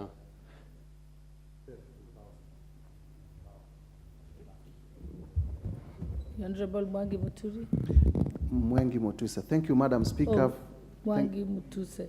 Thank you, Madam Speaker, and thank you, Honorable Jen Kagiri, for bringing this motion and for donating part of your time for me to make my contribution. I will make my contribution specifically on 3 issues. Number one, due to the high, as we look at the high cost of electricity, let us also look at the high cost of connection for new customers. Because in my constituency, I have seen customers, somebody has built a new home, the home is costing 400, 500,000, but when you apply to be connected by Kenya Power, you are given a quotation of 1.6 million shillings. Where do you get that money from?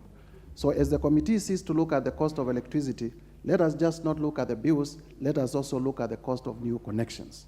This country has been treated to a policy that was called last mile connection, where people were supposed to pay 15,000 for new connections, and were able to pay in installments.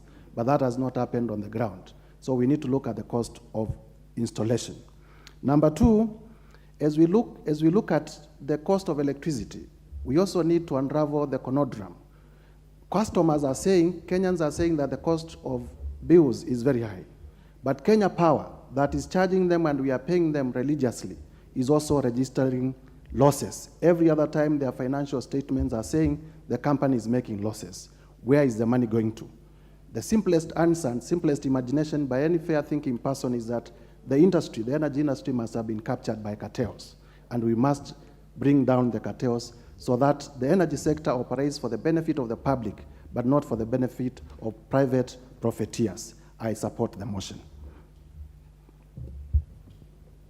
The Honorable Member for Migori, Honorable Fatuma Mohammed. Thank you, Madam Speaker, for this opportunity. More so, thank you, Honorable Jen Kagiri, for bringing this motion and for donating your time to me. My points will be very clear. I have never understood also why, if, for example, I stay in Lavington, and you find in Lavington, your bill is different from somebody who stays in Githurai. And probably I live in Lavington on loans, but somebody in Githurai has a very big home, yet that person would pay a lesser bill than the person living in Lavington, and it goes further up to Runda and other places. I wonder what criteria they use to justify this. Again, you find when Kenya Power claims that they've made losses, they transfer the losses to the customers, who are us, but they don't transfer the profit to us. They would even put it that they made a loss of this amount and they distribute it equally. Now to the Githurai person, it will be shared equally to the person living in Runda. But when it comes to profit, it's purely theirs. So I support this motion, and I believe, God willing, we'll succeed in bringing this motion up, and then we bring the price of electricity down for the Juakali people to be able to do their business comfortably. I support. We proceed. Thank you, Madam Speaker. Madam Speaker, I beg to reply as follows. First, Madam Speaker, allow me to thank the honorable members of this House for the overwhelming support they've shown to this motion. Madam Speaker, as I was seated here and during the last session and listened to the members, I could actually tell these are the people's representatives, because whatever they spoke about is what each and every Kenyan is experiencing on the ground, and that is why we are putting in an effort to ensure that the cost of electricity must come down. Madam Speaker, I picked a few points from the honorable members, and of course, when I was making my submission, I spoke of the deeds and misdeeds of KPLC. Today, a lot has been raised about the connection problem, where people apply for transformers and they have to know somebody for those transformers to be installed. During my research, Madam Speaker, I even got to learn that Kenya Power and Lighting Company connects people but doesn't install a meter. So these people have somebody coming around their houses to collect money every month, and those are the losses I was speaking about. Honorable Speaker, this is what we have to bring an end to and ensure that the cost of electricity in this country has to go down. Madam Speaker, I beg to reply. Honorable Speaker, pursuant of Standing Order 53.3, I request that you defer putting of the question to the following day.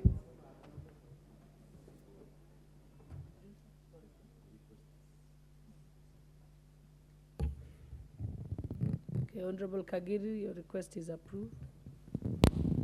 Next order.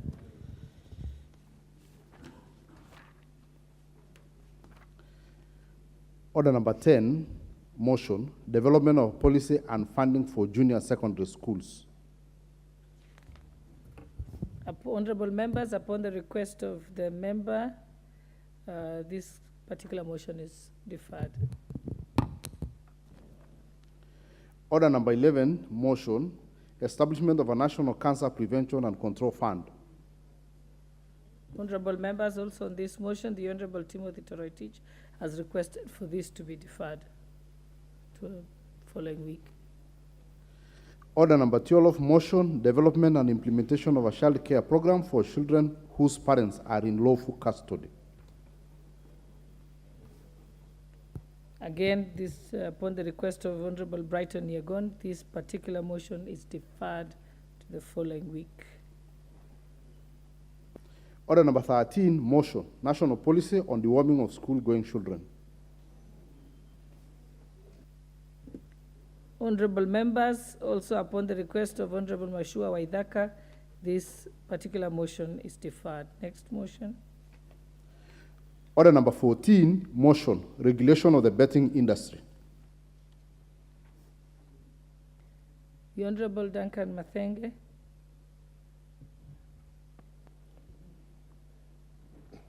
Honorable Speaker,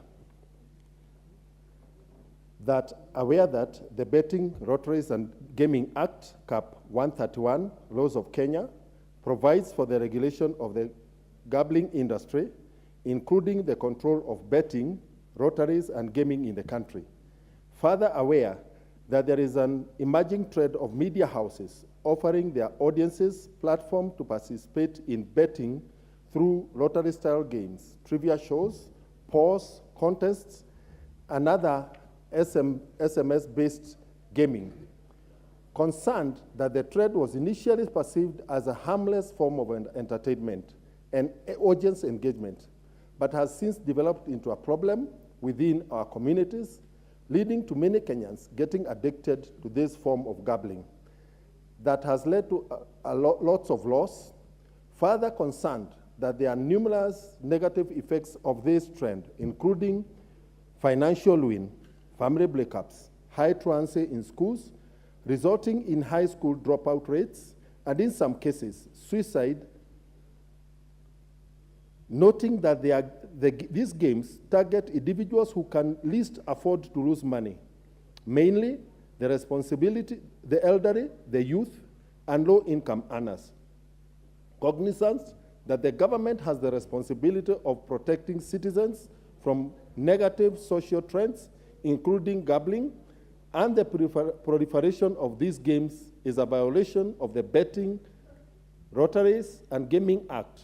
Now, therefore, this House urges the national government through the relevant ministries and agencies to, 1, regulate the running of lotteries and other forms of betting disguised as sports, contests, and other SMS-based gaming and media houses, and 2, ensure strict operationalization of the Betting, Lotteries, and Gaming Act and increase control and oversight of the betting industry.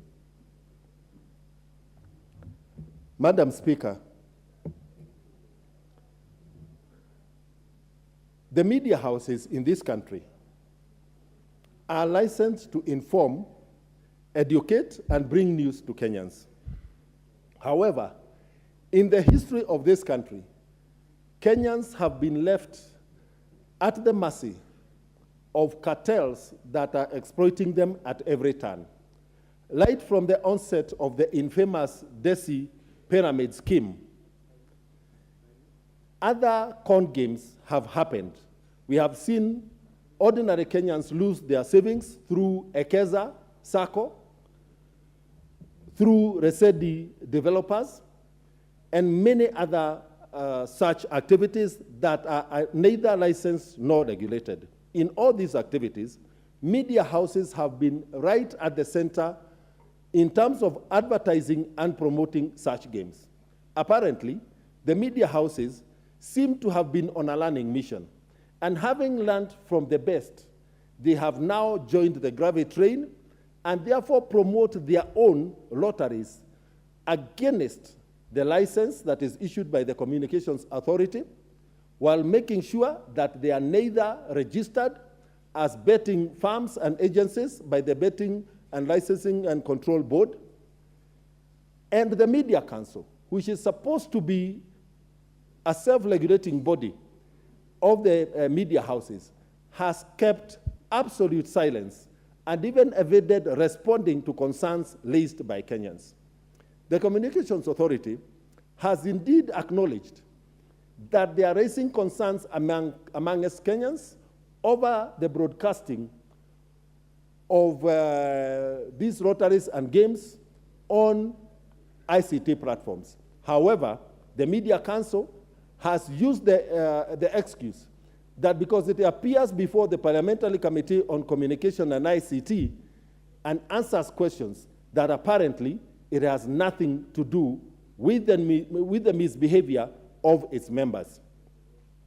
The Betting License and Control Board has evaded responding to the official position of the board as the licensing authority on these schemes. It is therefore my opinion, Madam Speaker, that Kenyans have been left at the hands of each and every Tom, Dick, and Harry who would want to exploit them by luring them into betting activities. The media houses, 14 of them, are very notorious for this. Every hour, they advertise a pay bill number where Kenyans are supposed to send bets in the tune of 100 Kenya shillings, in the promise that they will win a windfall cash of 30,000, 300,000, 250,000, 500,000, and even 1 million shillings every hour. When this is compounded against the over 200 licensed radio stations, which are broadcasting in vernacular languages. It means that this game is being spread to every corner of our country in every native language. One of the media houses is reputed to rake in as much as 10 million shillings a day on these betting activities. The betting activities start as early as 6 a.m. in the morning and end at midnight. These media houses have registered pay bill numbers and until numbers with Safaricom, but none of the media houses is bold enough to register the names, the pay bill numbers in the names of the media companies. They are using very different names and individuals to register these numbers, Madam Speaker. It is therefore clearly a con game that the media houses are running on Kenyans. The Honorable Speaker is a male, a biological male person, and is not intending to translate his gender. Thank you, Mr. Speaker. I stand guided and corrected. Proceed.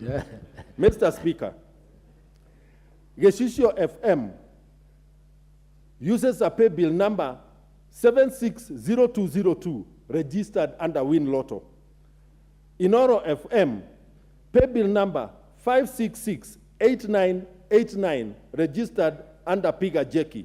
Kameme FM, pay bill number 15571 registered Dumu Kenya Limited. Maisha FM, pay bill number 2038 Ridhisha Jamii Limited. Radio Citizen, pay bill number 38348869 registered Roto Chojo. CAS FM, pay bill number 77700 registered Roto. Muga FM, pay bill number 290063 registered Shabiki. Wemwaro FM, pay bill number 38348869 Roto Chojo.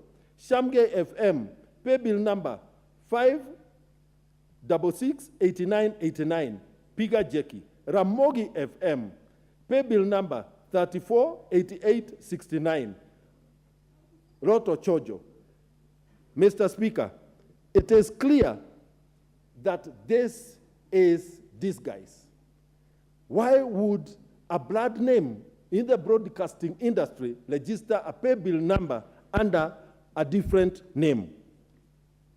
Mr. Speaker, the fact that there is no control in this game has left our secondary school children and our young people in tertiary institutions addicted to betting under the guise of quick cash. Some of them even use money meant for school fees in these activities. No wonder we have very high truance rates in schools, absenteeism from schools, very high dropout rates, and even very high failure to complete education rates.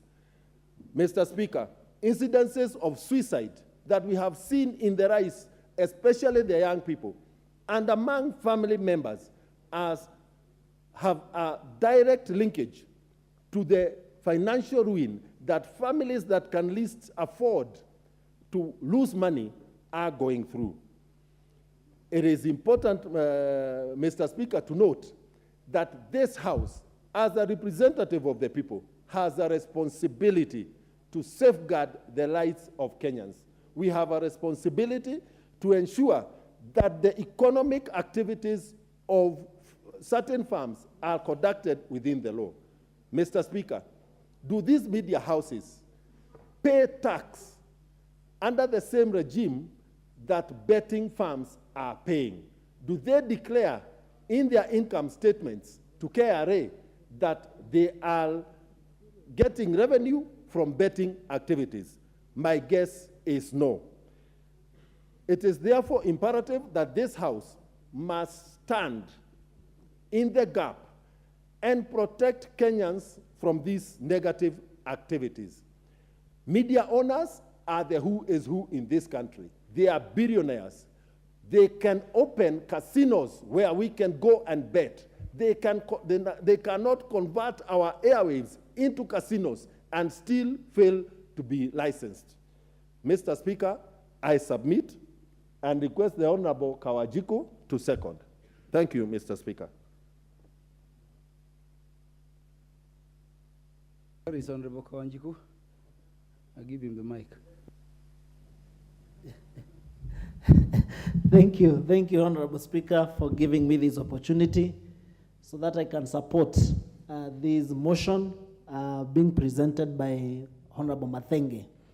And for sure, it is high time that we do something as the House and even as the government, because the number of people we are losing to betting, it is enormous. And we are trying as much as we should try as much as we can to regulate some of these media houses, because one of the jobs that they are doing is to, communicate. They have gotten their license with the Communication Authority of Kenya, but when you realize what they are doing behind the scene is to lure people into betting, Mr. Speaker. And one of these bettings is that these people are not regulated, and they don't even pay tax to the Kenya Revenue Authority. And you realize in the whole generations from 6 in the morning, as Honorable Mathenge has explained, to the evening, the only thing that they normally do is to lure people and the young people on how to bet. And sometimes because of lack of regulations, you realize, Mr. Speaker, that these people, they bet even 50 shillings, whereby the young people within our community can be able maybe probably to afford a 50 shillings to start betting.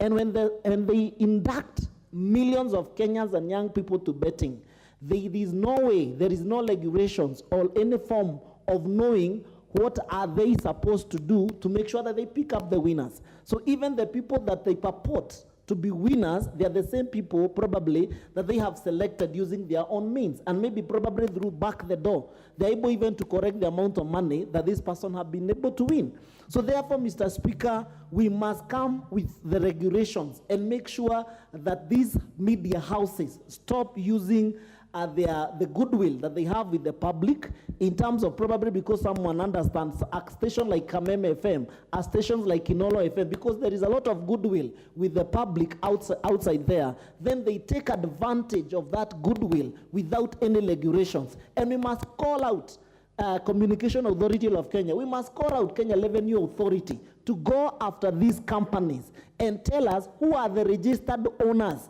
of these pay bills, because some of the media moguls within our public, they're the ones who are siphoning money from the public using the betting, Mr. Speaker. This has really played a major role with the young generation, because probably those people are not able to work because they believe if I bet with my 50 shillings, if I bet with my 100 shillings, I'll be able to win. This betting has totally damaged families, because at the end of the day, the kid is given money to, a student is given money by the parents to go to their school, to go to pay for school fees, to go to pay for the exam. And because they believe that probably after you have made your bet to these stations, you'll be able to win maybe 130,000 shillings or so. At the end of the day, they start doing that. And after the results are announced and probably the student is not a winner, you realize that these people are not able to go back to their family, and even this young generation commit suicide. Therefore, Mr. Speaker, we are calling out the Kenya Revenue Authority, Commission of Authority of Kenya. We need to establish, even the Attorney General should come out and tell us who are these owners of these companies that are playing these betting activities within the media houses. If the work of the media is to air out or to do the media part of it, then they should leave the betting to be left to the betting and control and licensing board, so that they can be able to license those people who are doing the betting. We have raised these questions. I have also raised a question in the floor of the House. We never got any questions. We never got any answer from the Communication Authority of Kenya, and therefore I think it is high time we now move this motion, make sure that we are able to bring these people from the lockers where they have hidden themselves, who are these serious cartels that are playing with the minds of Kenyans within our republic, Mr. Speaker. These media houses, Mr. Speaker, they have, there is no way And you realize that they target very small people and poor people within our community. You realize that 50 shillings or 30 shillings is something that maybe probably majority of our people within the community can be able to afford.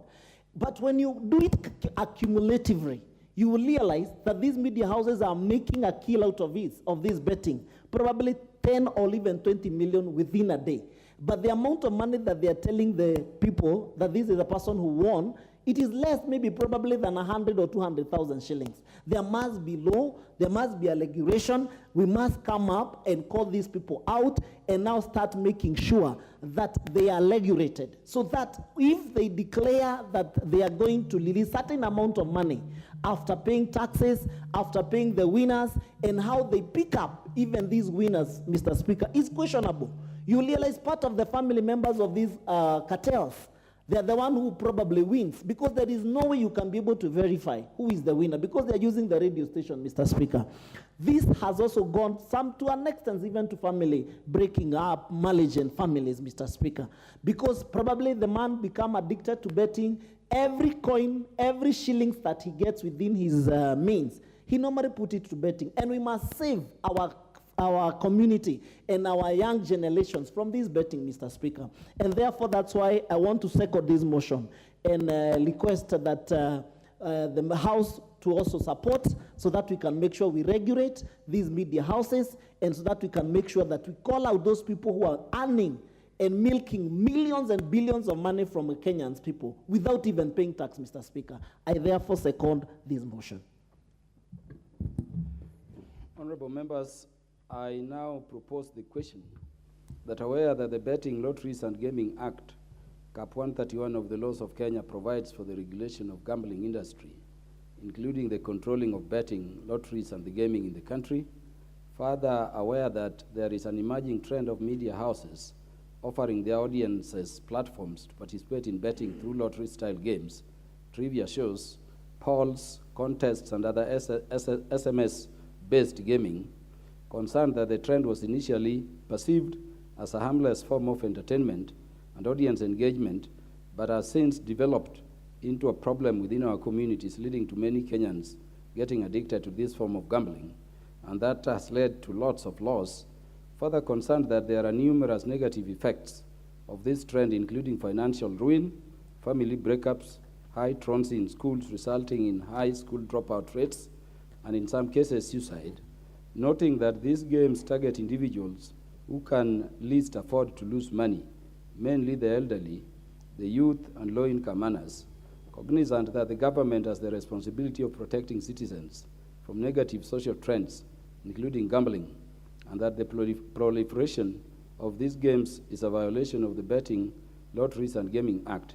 Now, therefore, this House urges the national government, through the relevant ministries and agencies, to 1, regulate the running of lotteries and any other forms of betting disguised as polls, contests, and other SMS-based gaming by media houses, and 2, ensure strict operationalization of the Betting, Lotteries and Gaming Act and increase control and oversight of the betting industry.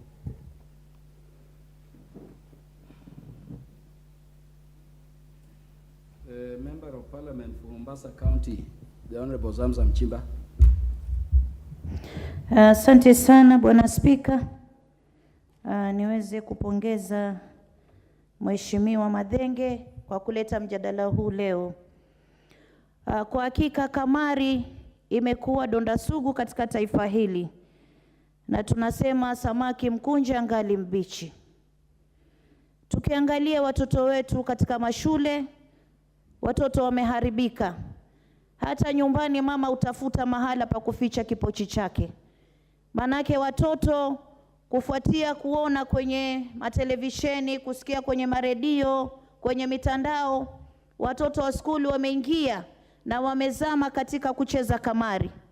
Sisi Waislamu katika Qur'ani imekataza na imeharamisha kamari. Na mimi nataka nieleze juma hili leo kuwa chochote ambacho Mwenyezi Mungu amekichukia, chochote ambacho Mwenyezi Mungu amekikataza, ikiwa taifa itapitisha ama binadamu atafanya, basi madhara yatakayokuja huwa ni makubwa sana. Na mimi napenda kushukuru Mheshimiwa Mathenge kwa sababu amefunukiwa na ameona kuwa kamari imekuwa na madhara makubwa katika jamii kuliko faida. Na ningependa kuelezea vyombo vyetu vya habari. Mambo mengi mnatuelezea mazuri, kuna mambo mengi mnatufunza mazuri, tunawapongeza sana. Lakini kwa hili la kamari, tunawaombeni leo tuweze kulipinga kabisa kabisa. Manake utaona kuanzia saa 12 asubuhi mpaka saa 6 usiku ni mambo na masala ya kamari ambayo yanaweza kuonyeshwa kwenye matelevisheni na kusikizwa kwenye maredio. Wazee tena wanaosifika wamezama kwenye kamari mpaka wengine wameuza mashamba, watoto wamekosa urithi. Tukiangalia wanawake wengi sana utawapata hata wamekaa kwa kona, unasikia mimi na bet. Lakini huu ni wizi wa dhahiri kutoka katika hii industry. Ni wizi wa dhahiri kwa sababu wao wanatengeza mamilioni, lakini Wakenya wanaolengwa na kamari ni wale Wakenya wanyonge ambao hali zao ni duni. Pengine ameenda mjengo, leo anaingizwa kwenye kamari, anaona leo nimeshinda shilingi 200, wacha niongezee nitashinda 500.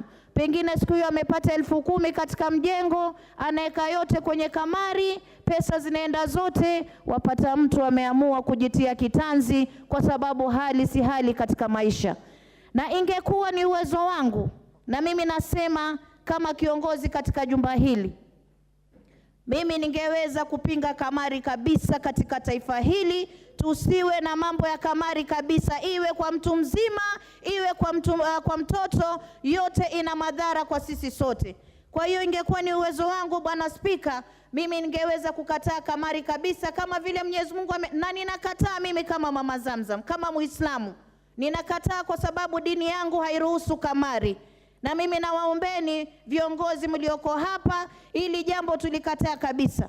Kuna mambo mengi sana ya kujenga taifa. Mvua imekuja, jamani, hizi pesa zinazochezwa kamari tuziweke kwenye mashamba, tuweze kulima mashamba, tuweze kuvuna chakula, wananchi wanakufa na njaa, tuweze kuwekeza kwa vitu vya maana. Tuache kuingia kwa vitu ambavyo Mwenyezi Mungu amevilahani.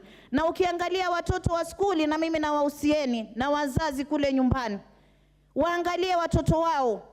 Hii mambo ya kumpa mtoto simu, mtoto ni mdogo unampa simu, ndio maana anaingia kwenye zile sites ambazo zinamuonyesha wapi atacheza kamari, na huko anaingia katika wizi. Tutakuwa tunaua watoto wetu, lakini hatutibu pale mahali ugonjwa unaanzia. Wizi huanza na mchezo wa kamari, mwisho mtu akaingia akawa jambazi sugu. Kwa hiyo mimi katika taifa hii, mimi naomba na wizara husika. Jamani, kama kuna wizara inahusika na betting, mimi nasikitika sana, kwa sababu ingekuwa ni wizara ambayo iko kinyume na betting, wizara ambayo inakataa betting, wizara ambayo inaangalia wapi kuna chezo kamari, ni kasino, ni pale nyumbani, ni pale kwa TV, sijui ni ile ambao huwa tunaona wapi, ile ambao hata mimi nishawahi kuingia nikiwa mdogo, lakini Mwenyezi Mungu aniswame. Ndio hapo nawaambia watoto huwa wanavutwa.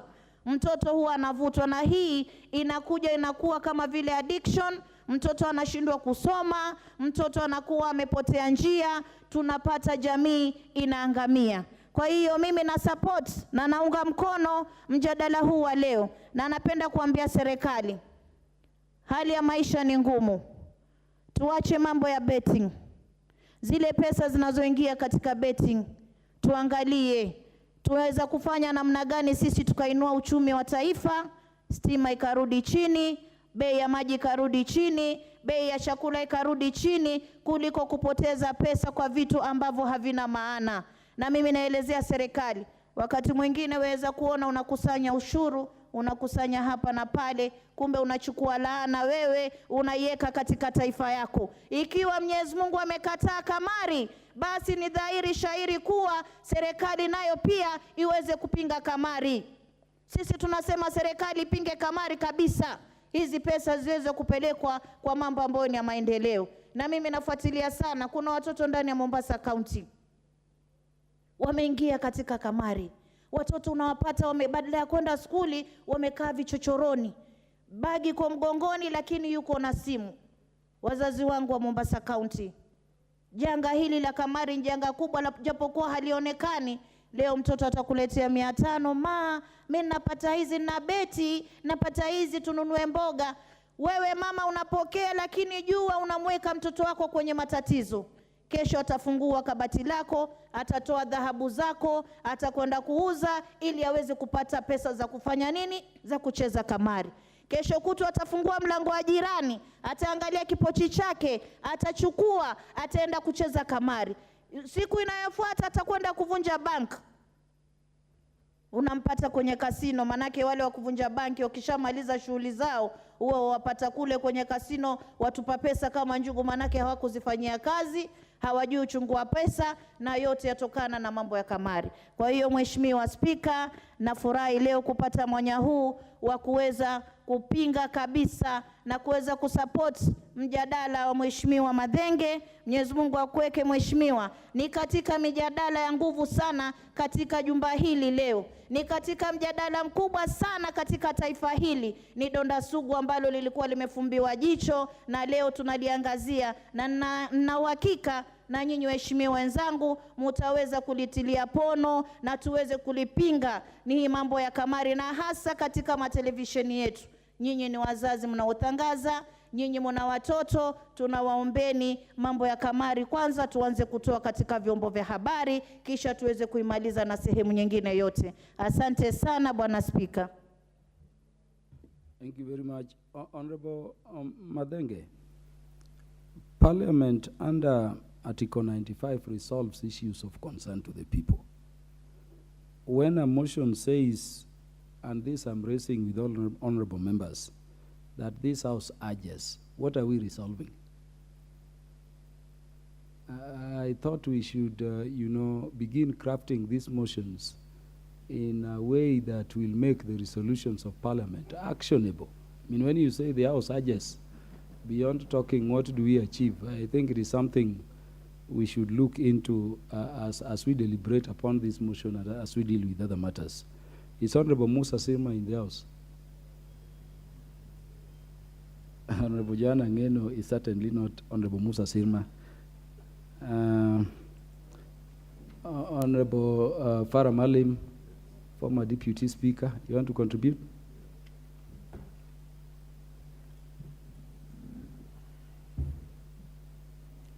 Speaker, I want to add my voice into the ills of this habit.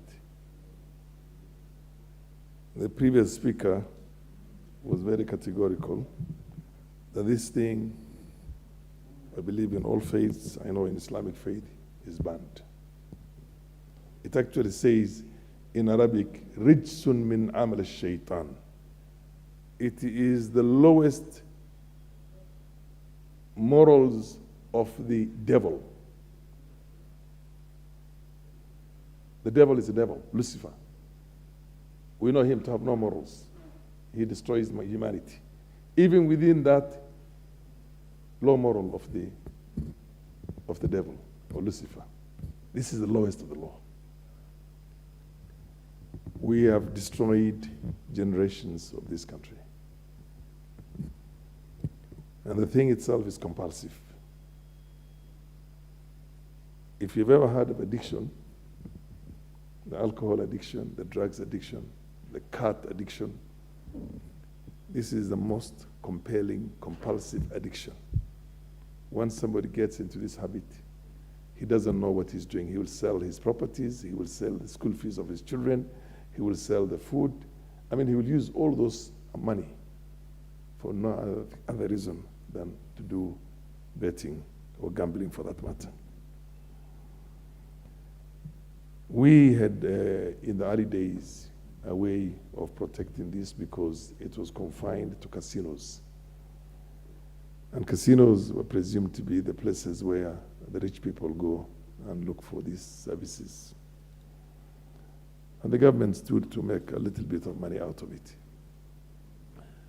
But now, because this thing has been liberalized to the extent in which you can bet 10 shillings, it has come to our homes. A country that has, I think, 67% of his own population living below the poverty line, where poverty is so widespread. But the media, we have become so powerfully savvy that we have one of the highest numbers of per capita access to mobile services. Highest, one of the highest. I believe on a per capita basis, maybe the highest in the continent. We have this, our children and everybody has access to this through the mobile phone. And because that access is there, then all these poor people see somebody who has made 1 million, 2 million shillings by betting 100 shillings or 200 shillings. And because they're living in such an awful, difficult life, that person says, maybe I could try that and make a jackpot. And that's how gambling feeds itself progressively. It continues that way. Eventually, you become addicted to it, and you actually steal to gamble. Not only do you use everything that you had yourself, I remember way back, many, many years back, there was an Indian gambler who had misused the last coin for his family. And you know, Indians have a culture in which the father pays the dowry for the daughter to get married. I think he went and took a loan to get his daughter married. But because he was a compulsive gambler, he went and gambled everything away and could not forgive himself. He chopped off his own right hand. It was in the media those days. So I think what we need now is a very powerful government regulation in this. The school dropouts are there. The low grades are there. The truancy is in so what do you call widespread, that quite often when you're called by somebody who's calling from a school and tells you that he can't pay the fees, ask him to give you the numbers of the parents, of his own parents. Maybe the fees was given to the child, but because he has gambled it all away in one way or the other, then they have to look for other places like, look for CDF. And you get occasionally and ask the parents and tell them how much money was given to this child. You realize that that child is playing games. We end up paying their fees straight to the schools, but nonetheless, this thing has had an effect across the society, across the society. It is now happening even in villages, in the rural areas, in the very backward rural areas. Backward in the sense that there's no infrastructure, there's very little to show off for purposes of government services and other infrastructures. But still, because they have this smartphone, you find a young person who is in school or in college who has a problem raising 10,000 shillings or 5,000 shillings, even for the fare to get to the institution, even if the CDF had to pay the rest, but has got a smartphone that costs about 60,000, 70,000. And one of the things that is really feeding into these things is this kind of very, very bad behaviors. I also agree with the Speaker very well that Member of Parliament for Nyeri, I think the urging element of it is, in my opinion, I'm sure you're trying to look for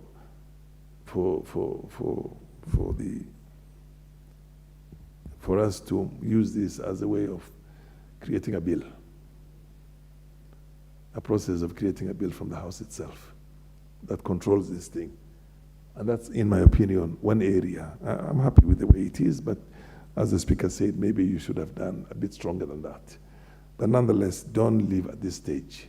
Proceed on and make sure that the bill is in place.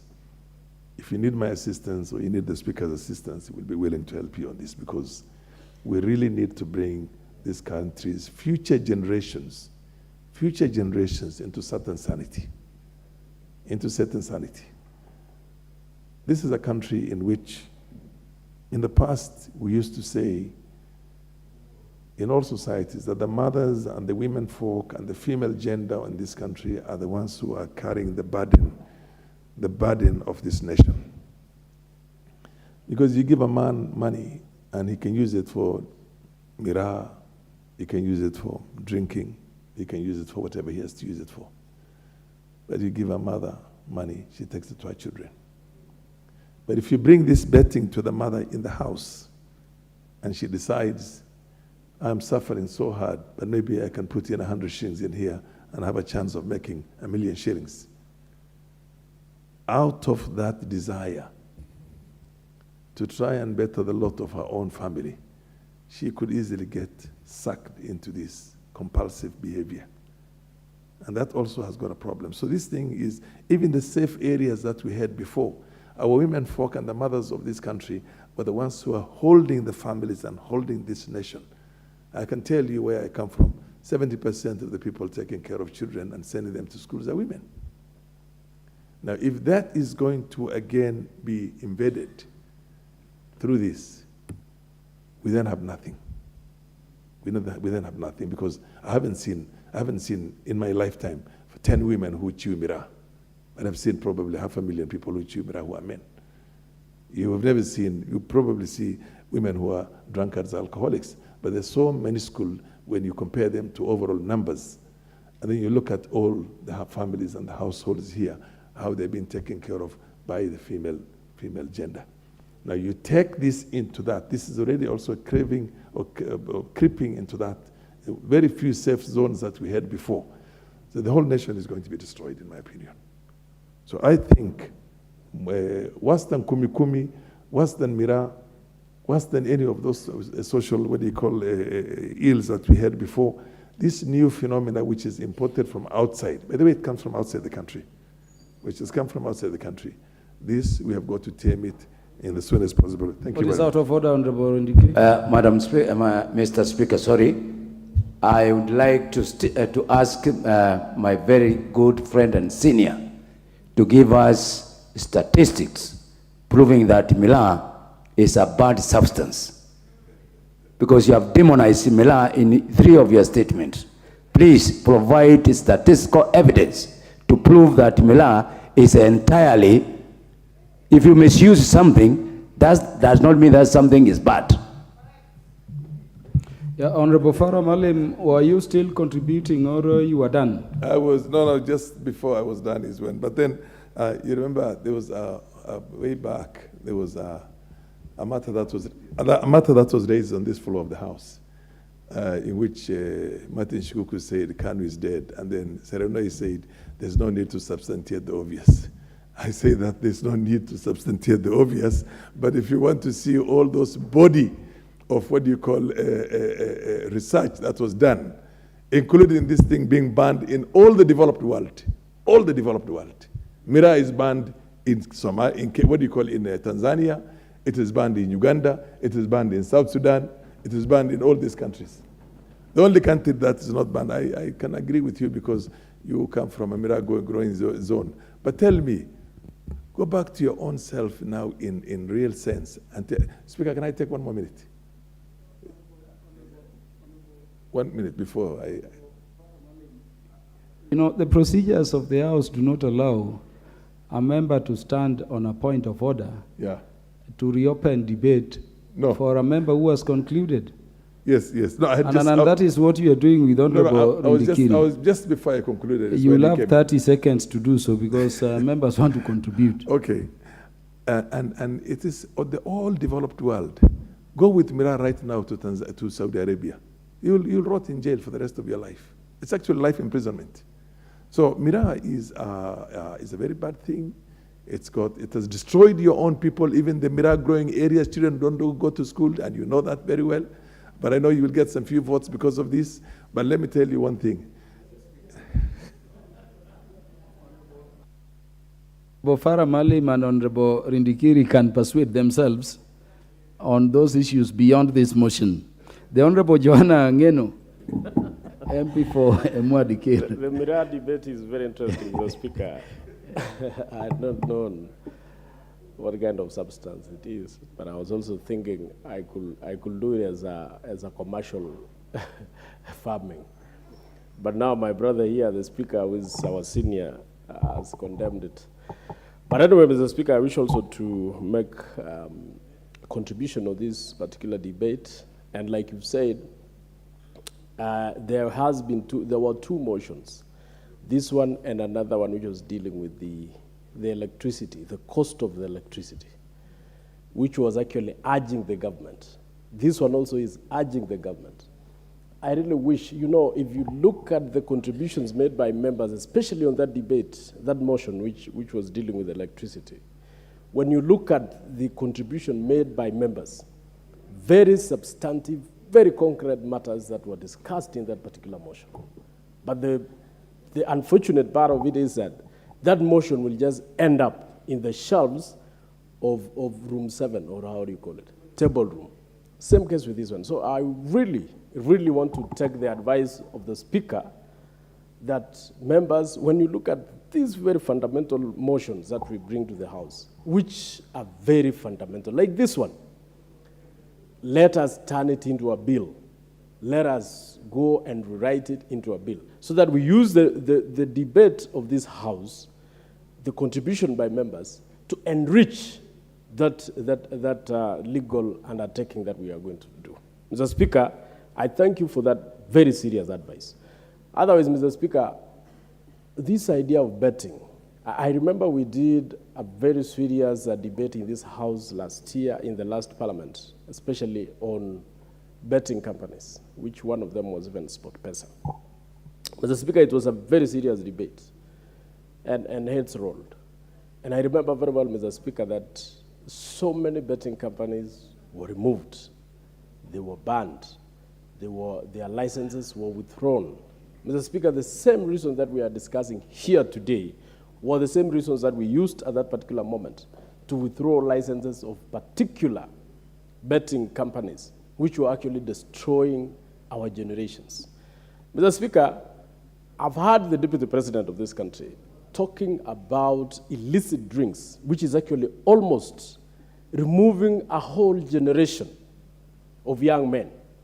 Mr. Speaker, the same situation is happening with the betting companies, Mr. Speaker. The betting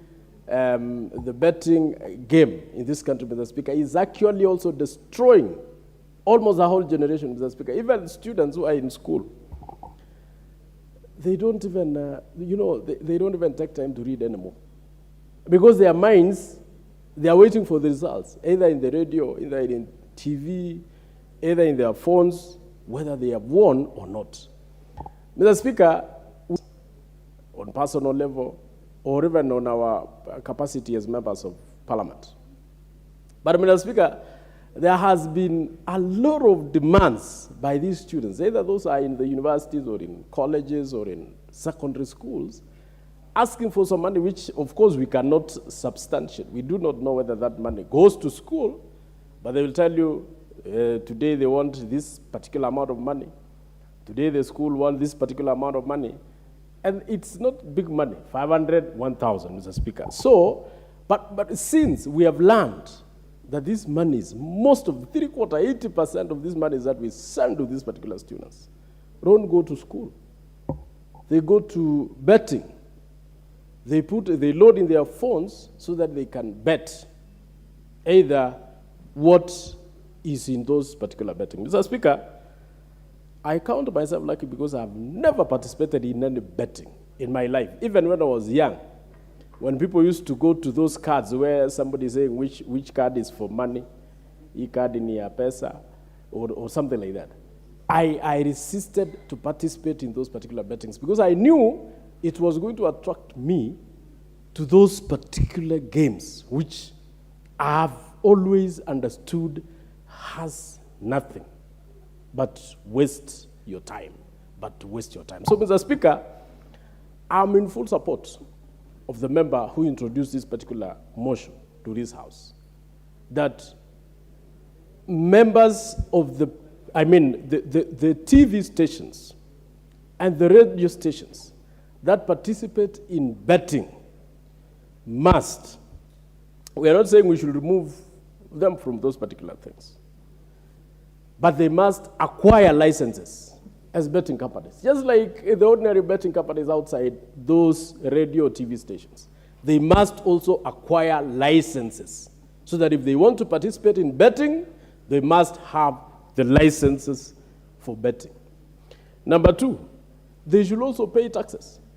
Because how much money is actually spent on those particular betting debates or those betting activities? Millions of money, Mr. Speaker. And I believe those particular radio stations or TV stations do not pay taxes on betting. They pay taxes only for the activities of the TV station and the radio station. So, Mr. Speaker, I think these people should be given, if they want to proceed with betting, they should also pay taxes for those particular activities of betting, because that is where millions of money are being processed. And Mr. Speaker, if we want to control this particular betting on TV and radio stations, the taxes should be followed properly and it should be high, so that we avoid destroying a whole generation of young men and women. Number three, Mr. Speaker, they should be registered as betting companies, so that if they want to participate in betting, they should abide by the regulations which are set in the acts of parliament or in law.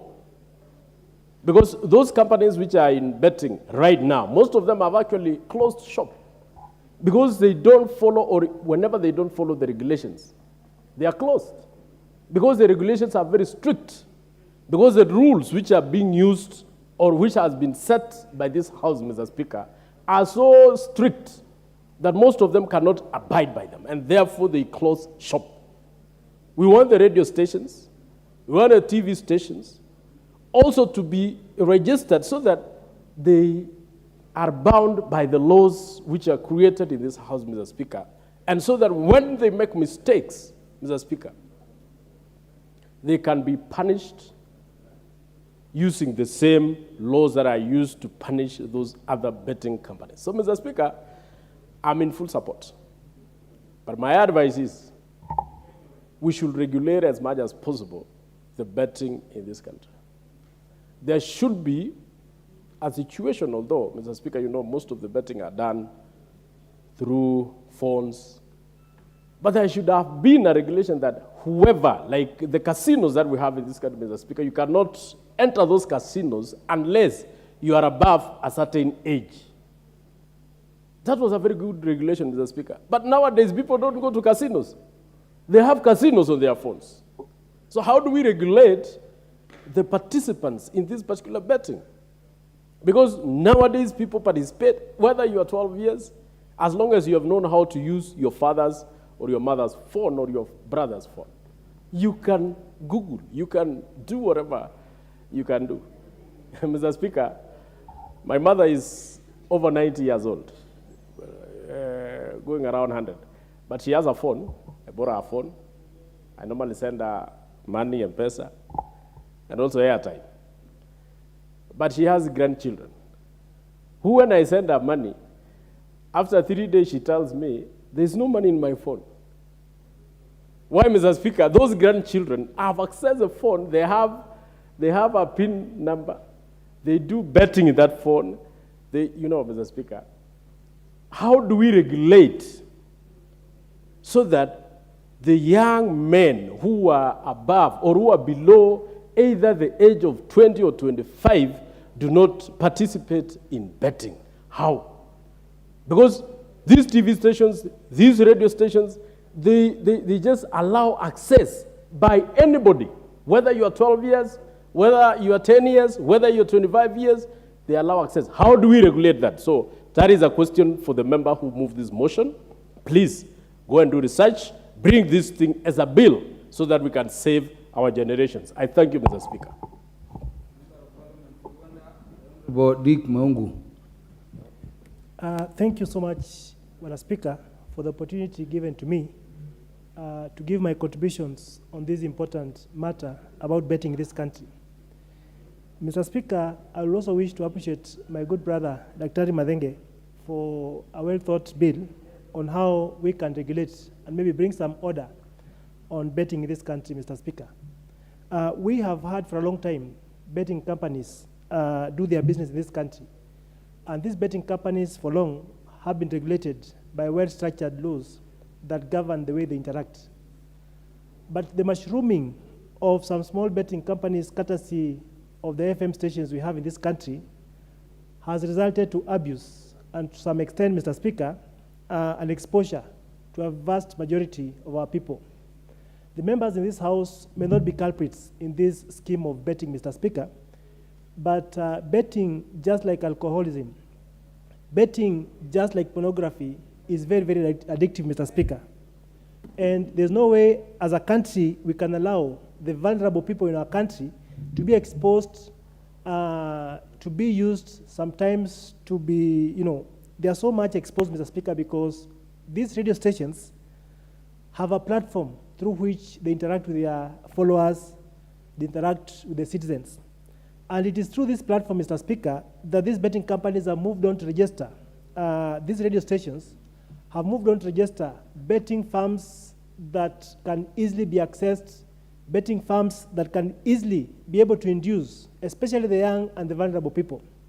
This country suffers from great unemployment level. And the unemployment level is in the ages of 21 years to around 35 years, Mr. Speaker, most of whom are the youth. This group of people are very, very exposed. This group of people, Mr. Speaker, do not have a source of livelihood. They are almost hopeless because they find that they cannot secure stable employment. They cannot be able to secure a stable source of income. And because of the way the radio stations and these betting companies, Mr. Speaker, keep on inducing these people, they give them some false hope that out of this betting, Mr. Speaker, they'll get some money. But the challenge lies whereby some of the people betting are very young people, Mr. Speaker, who end up using their parents' phone, who end up using the phones of their siblings so as to get some money, Mr. Speaker. And it is true, some of these companies give some small tokens to the said members who end up again pumping the same money in drugs, Mr. Speaker. Therefore, I stand to support this motion and request that the honorable member can research further and find, one, how do we structure the betting companies and the betting business in this country, because there's no way a radio station can today think of having a betting, being a betting company, having a paybill number which is not even licensed in their name, Mr. Speaker. KRA for some time has been chasing after how to raise money in this country. These people raised a lot of money. I keep on asking how much of this money goes back to the country as tax, Mr. Speaker, because we find that they'll be receiving so much shillings, as little as 20 shillings to 1 million people, Mr. Speaker. That comes to a lot of money. But I'm sure these pay bills which are not registered in the same business, Mr. Speaker, are a source of income to these people, and therefore this money is exempted from taxation, Mr. Speaker. Maybe the good member wish to dig deeper and find how the country benefits, how KRA has been able to net in these people, Mr. Speaker, and ensure that as much as these people are able to collect money, they are equally able to pay for the taxes that come from the same, Mr. Speaker. Secondly, Mr. Speaker, the betting age has been capped because a kid as young as 7 years, a kid as young as 10 years, a kid as young as 12 years who can access the phone of the parent, Mr. Speaker, can therefore be able to bet, can therefore place a bet and get some money, Mr. Speaker. We need to control this betting because at that formative age, these kids are not old enough to make independent decisions. These kids are not old enough, Mr. Speaker, to make independent decisions which are sober and upright, Mr. Speaker. And therefore, these radio stations and the betting firms are actually kind of brainwashing this group of people. And therefore, I stand to support this motion and request that, Mr. Speaker, the House stands strong and loud enough to condemn this kind of business. Thank you, Mr. Speaker, for the opportunity. Ikiri Mugambi, the MP for Buri. I thank you, Mr. Speaker, for this opportunity to contribute to this motion. I want to thank my friend Maina for coming up with this motion, but just like my colleagues have said, there is something that is missing in this motion, in the sense that we need to have an implementation framework within this motion, such that we don't just talk, but we carry it forward for implementation. Mr. Speaker, my colleagues have spoken on the heels of gambling in this country. I had the great opportunity to be in Las Vegas in the month of January. And I saw a completely different world with the different people. But one thing that I picked is they are professional gamblers. And they are also professional gamblers who are addicts. And around all the premises where there is gambling, we always find people who are zombies, drunk, drug addicted, people moving backward instead of moving forward. They don't know the difference between the day and the night. Mr. Speaker, the gambling culture is seriously cropping into our lifestyle. Mr. Speaker, the other day, I came across a policeman. He was gambling while on duty. I walked into his office, and the first thing that he was doing was gambling. So it's something that is seriously coming up into our lives. We all know we have had cases of suicide in this country associated with gambling. There is an emerging trend of petty thieves among our youth, stealing eggs, onions, and small things from their mothers so that they can get some money to buy illicit beer, drug, and bet. Whether we like it or not, this is what is emerging. Mr. Speaker, there is increasing conmanship associated with gambling. And I'm sure many members of Parliament have fallen victim of this petty conmanship, because now people are borrowing 500 shillings so that they can go and do gambling. And this money is borrowed at night, meaning our children leave home and go at night into the gambling opportunity areas. Mr. Speaker, we have heard about broken families because of gambling. It's a serious matter in this country. And Mr. Speaker, I know of girls who have fallen victim of being pregnant after being lured into gambling dens. Mr. Speaker, we are losing homes to bars. We are losing homes to towns. Mr. Speaker, one of the things that this motion has brought forth is the element of tax evasion. And it has also brought forth the failures of the government in terms of registration of companies. That's the office of the AG and registrar of companies. It has fallen, the Kenya Revenue Authority has totally failed in tax correction because they keep on sneezing where members of parliament are doing a small business. But this brought daylight in television stations, in radio stations, yet KLIA cannot go to those people until when members of parliament start making noise. I say this. KLIA has failed this country. Some departments of the government have failed this country. Some ministries have failed this country. We have been seeing people are not paying taxes. Unfortunately, it has now come out very clearly. About 70% of the companies, all the TV stations and radio stations that Mr. Maina has read, they all belong to Loyal Media and Media Max. The big boys in television and radio business. And these are the stations that are at the front of condemning the government for doing certain things irregularly. It's a shame. Loyal media companies, Honorable radio stations. Honorable Rindikiri, I want us to be reminded always of our standing order provisions. I start getting, Mr. Speaker. We don't make adverse, comments about entities or persons who cannot defend themselves before the floor, unless there is a substantive motion thereon. Mr. Speaker, I am picking this from the narratives that were given by the mover of the motion. Mr. Speaker, we all know Inoro, Kameme FM, Meru FM. He mentioned them, unless if I should not follow that route, I stand guided, but it was brought forth. Honorable Indikiri, the worst you can ever do is to contradict the Speaker. Once you are ordered to take a particular line, for good order of the House, let us keep to that. We proceed with the debate substantively. I thank you, Mr. Speaker, but I did not make it in bad faith.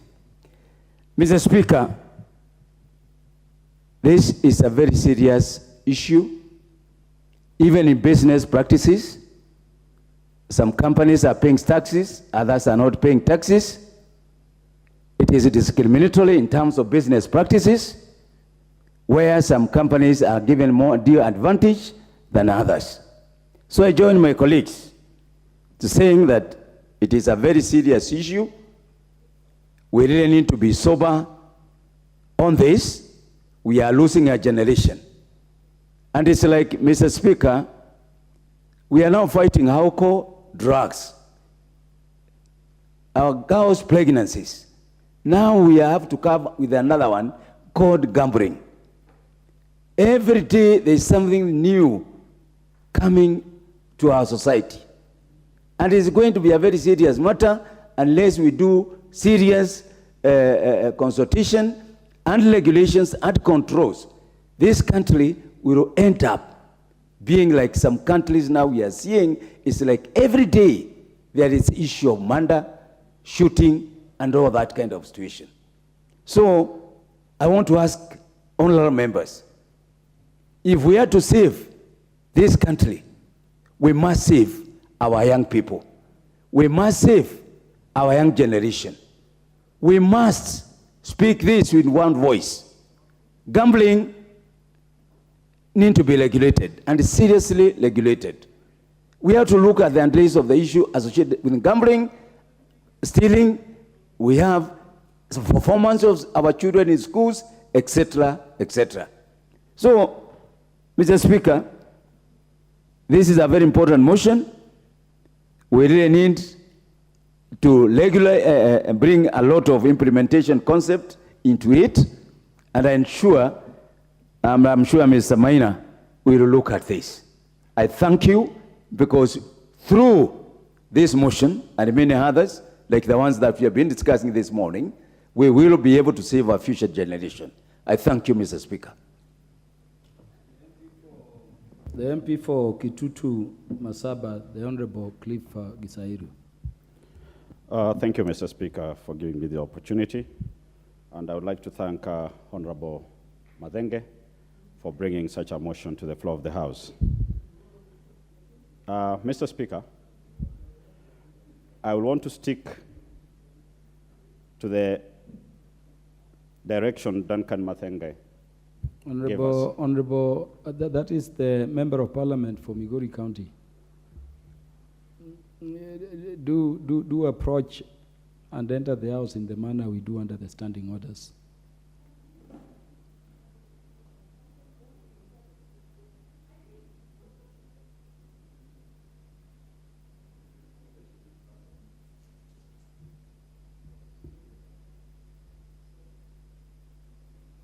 Thank you. You may proceed. Thank you, Mr. Speaker. I hope my 45 seconds will be compensated. Honorable Madenge is quite specific on what we need to address here. The betting through the media houses. Mr. Speaker, we need to ask ourselves, what's the role of the media in the society? It's to inform, educate the society. But now the media houses have given themselves a bigger role,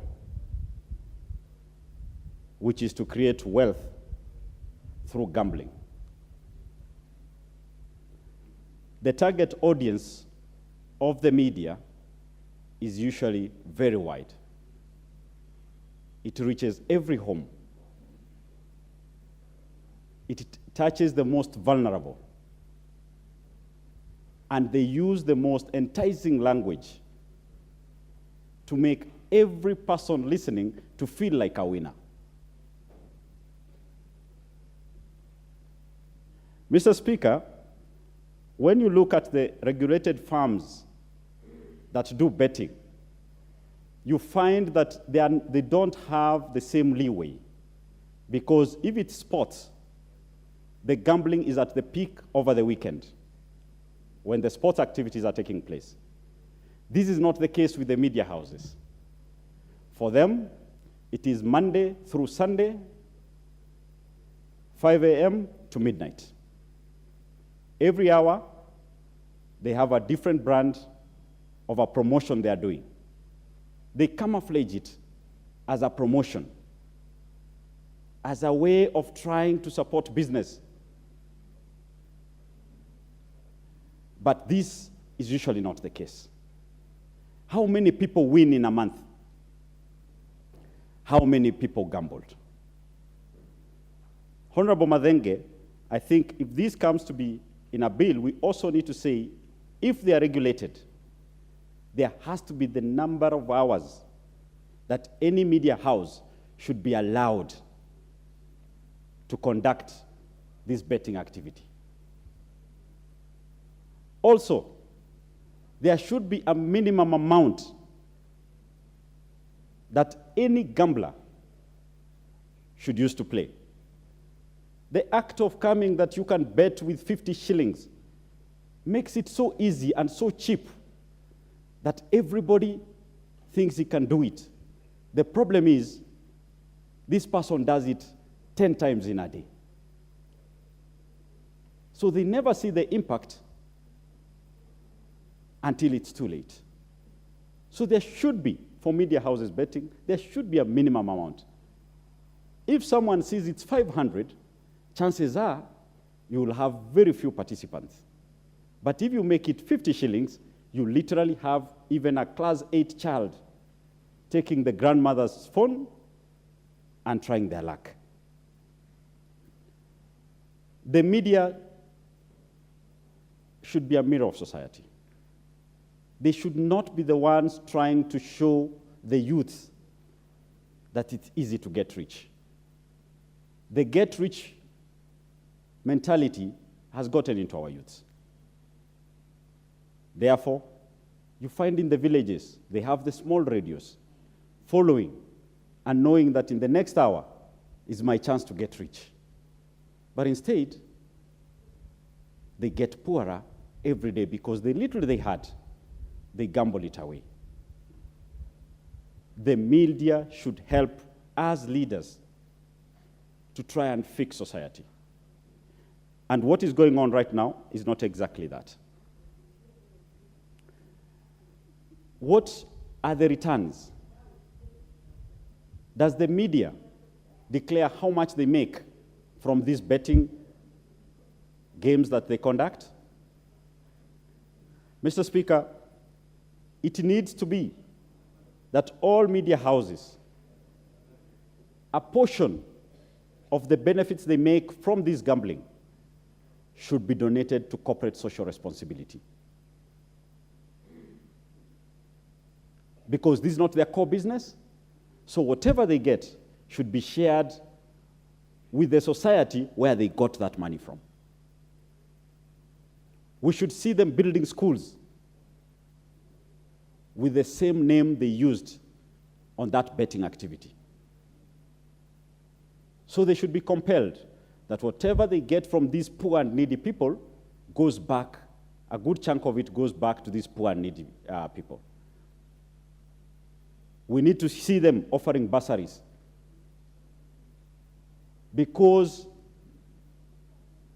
no person of means gambles on these radio and TV stations. This is mostly by the most vulnerable of society. And our role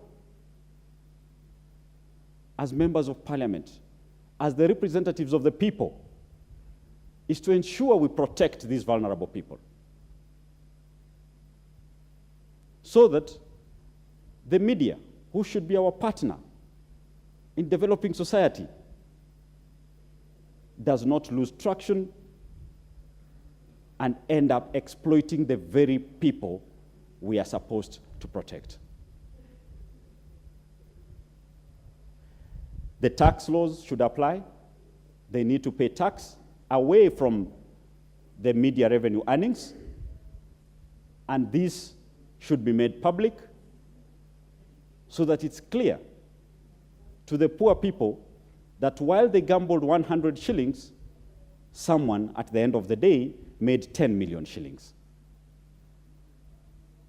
That for you to win, the chance is 1 in a million, which simply means you will never win. Once the youth know that the chance of winning is so slim, that the actual chance there is you will never win, then they will not gamble. Instead, they will use that money to start poultry farming. Keep some chicken, do some kitchen garden, and use that money to develop yourself.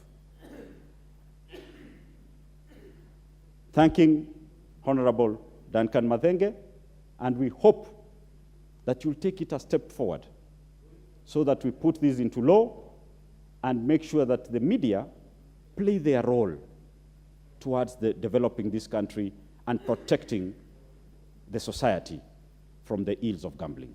Thank you, Mr. Speaker. Thank you, Honorable Gisairo. Honorable members, allow me to recognize the presence in the House of pupils from St. Bernard Primary School, Kajiado East in Kajiado County, and students from Kasue Girls Secondary School, Kibwezi East, Makueni County. The students and the pupils are welcome to the National Assembly to learn. I don't know whether the members of parliament from those areas are in the House, but on behalf of the House, we welcome all the students and the teachers who are present as the future of the Kenyan society as they learn. Thank you very much. Honorable Tim Wanyonyi, the Member of Parliament for Westlands. Thank you, Honorable Speaker, for giving me a chance to contribute to this motion. Honorable Speaker, this is a very, very important motion. Honorable Rene Mayaka, are you on a point of order?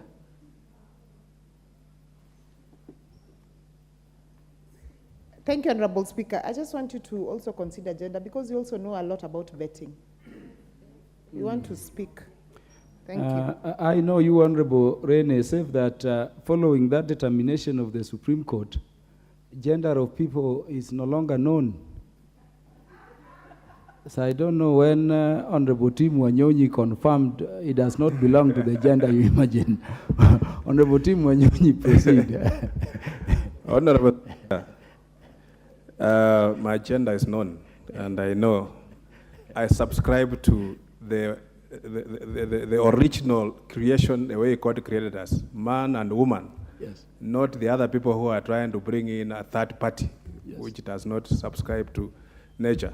So Honorable Tim Wanyonyi is an African male adult. Yes. And so after he contributes, the other gender will be considered. You may proceed. Thank you, Speaker. Mr. Speaker, I represent an urban constituency, and this gambling issue, this betting, Mr. Speaker, is really, really affecting our society. You come these days, Mr. Speaker, they have created small machines a size of an ATM machine, Mr. Speaker, which are placed in local villages. And you find boys and girls, they sneak in, go and play that thing. There is even no age limit. It is allowed, anybody can play. And that's why, Mr. Speaker, we must save this generation from this. This betting, Mr. Speaker, if it's not regulated, is going to create a big, big problem in this society. The current generation, Mr. Speaker, we are witnessing people thinking that hard work is not necessary. You can just go and gamble and win millions of money. And this, Mr. Speaker, is the biggest monster that is consuming our young people. And we must find a way to regulate this so that only licensed betting companies, Mr. Speaker, can do this business, and with strict regulation as to age and the people who can participate, and also the timing of how they do it. Mr. Speaker, you find betting now has gone into areas which are very popular with people, especially sports and other things, Mr. Speaker. So that people now, even football, people don't watch football because they love football. They watch football because they're playing, they're gambling. They are trying to, do something about which team is going to win and what, and on like that, Mr. Speaker. And we have seen this trend is going on, and you have seen many people. If you ask him, even the player of a team that is, he doesn't know anybody, but he is betting on that. So we are just looking, Mr. Speaker, that this issue was even in this House in the last Parliament, and we debated it, and there was the issue of raising taxes so that they can discourage them. But I don't think that is the issue, because even if we raise taxes, these people, they mint a lot of money. And you remember, Mr. Speaker, in the 80s when we hosted all African games here, there was an American conman who came here and pretended that he was going to bring Michael Jackson and others to come and perform before the games. And he collected millions of shillings, Mr. Speaker, and disappeared in a thin air. That the President Moi had to intervene and bring Franco from DRC Congo to come and save the situation. And this is, Mr. Speaker, we have seen foreigners who come here and pitch tent and do this thing of gambling. I don't know who licenses them, and use our media and all that. They drive it because they pay adverts in the media and all that, Mr. Speaker, so that they entice people, and people put money, and we have seen children who have even used school fees, and even just adults. A grown-up man who has taken a loan and go and start gambling, Mr. Speaker, and they lose and end up losing even their family property. So this is a very serious monster that we must control. And Mr. Speaker, I think this motion is very timely, and we need to follow it up and bring maybe a bill so that we can properly regulate this business in this country. Mr. Speaker, in other countries that are doing these things, they are properly regulated, and you don't see this thing being abused the way it is being done in this country. So I support this motion, and I believe that if we can regulate this thing, then we will be able to manage the affairs that go on, especially in our informal settlement, where people, and they target these people, Mr. Speaker, they target the poor people, because every shilling they have, they want to go and use it in this business. Somebody just imagining that he has 5,000 shillings and he can win 100,000, he can win 20,000. So he just goes and throw the money, and then they end up losing, and it becomes very bad. And this has ended up even ruining families, people committing suicide and on like that, Mr. Speaker. So I support, and I say thank you for giving me a chance to contribute, Mr. Speaker. Is the MP for Kitui West, the Honorable Edith Nyanza, in the House? If she is saying she should proceed immediately, give her the mic.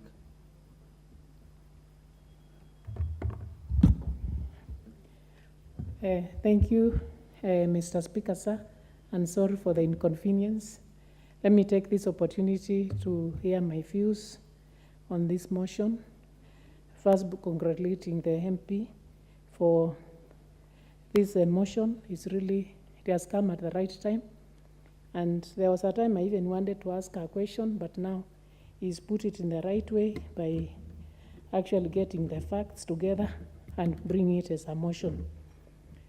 You notice that many radio stations, especially vernacular radio stations, are actually running gaming or betting activities with against the law because they are not licensed and they do not have the requisite licenses to do so. You find that they're actually doing gaming. 80% of their time they are using on gaming and 20% on news. But they are supposed to they're actually licensed to do news and also advertisements and such like things. But most of the time they spend the time gaming. And this one has many Kenyans be victims because what they do is that they try to ask very simple questions and very obvious questions which anyone can answer. And by doing so, by asking such cheap questions, they attract the unsuspecting Kenyans who keep on trying, because especially during this time when we have people who are very desperate, these radio stations are taking advantage of these unsuspecting Kenyans who think that they can make money very quickly through gaming. With our youth, you find that our youth, they need a lot of education, they need a lot of counseling to be told that they will not get rich by getting money quickly, because that is what they are trying to do, because they think they will get money rich very quickly, and therefore they fall prey to these radio stations. So the gaming authorities should move swiftly and save Kenyans by coming up with the required regulations, required policy. The government should come up with a required policy so that we protect the unsuspecting Kenyans. So the radio stations are giving false hope, stealing. Actually, this one is daylight, stealing from unsuspecting Kenyans.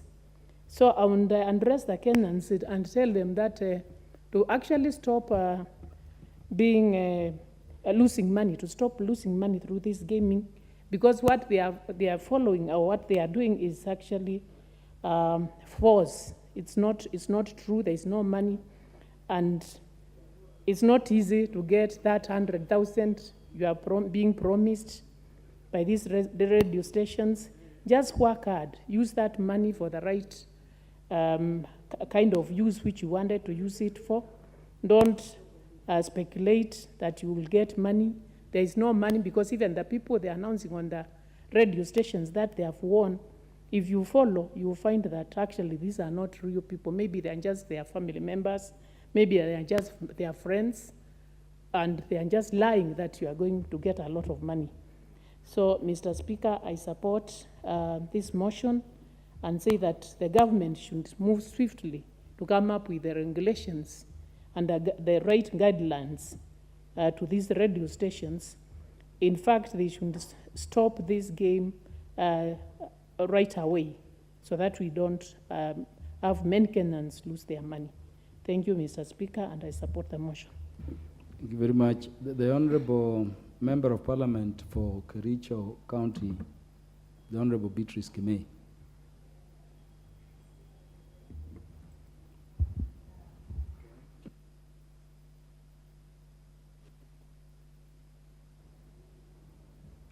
Thank you so much, Mr. Speaker, for giving me this opportunity to contribute to the motion that has been raised by Honorable Matenge.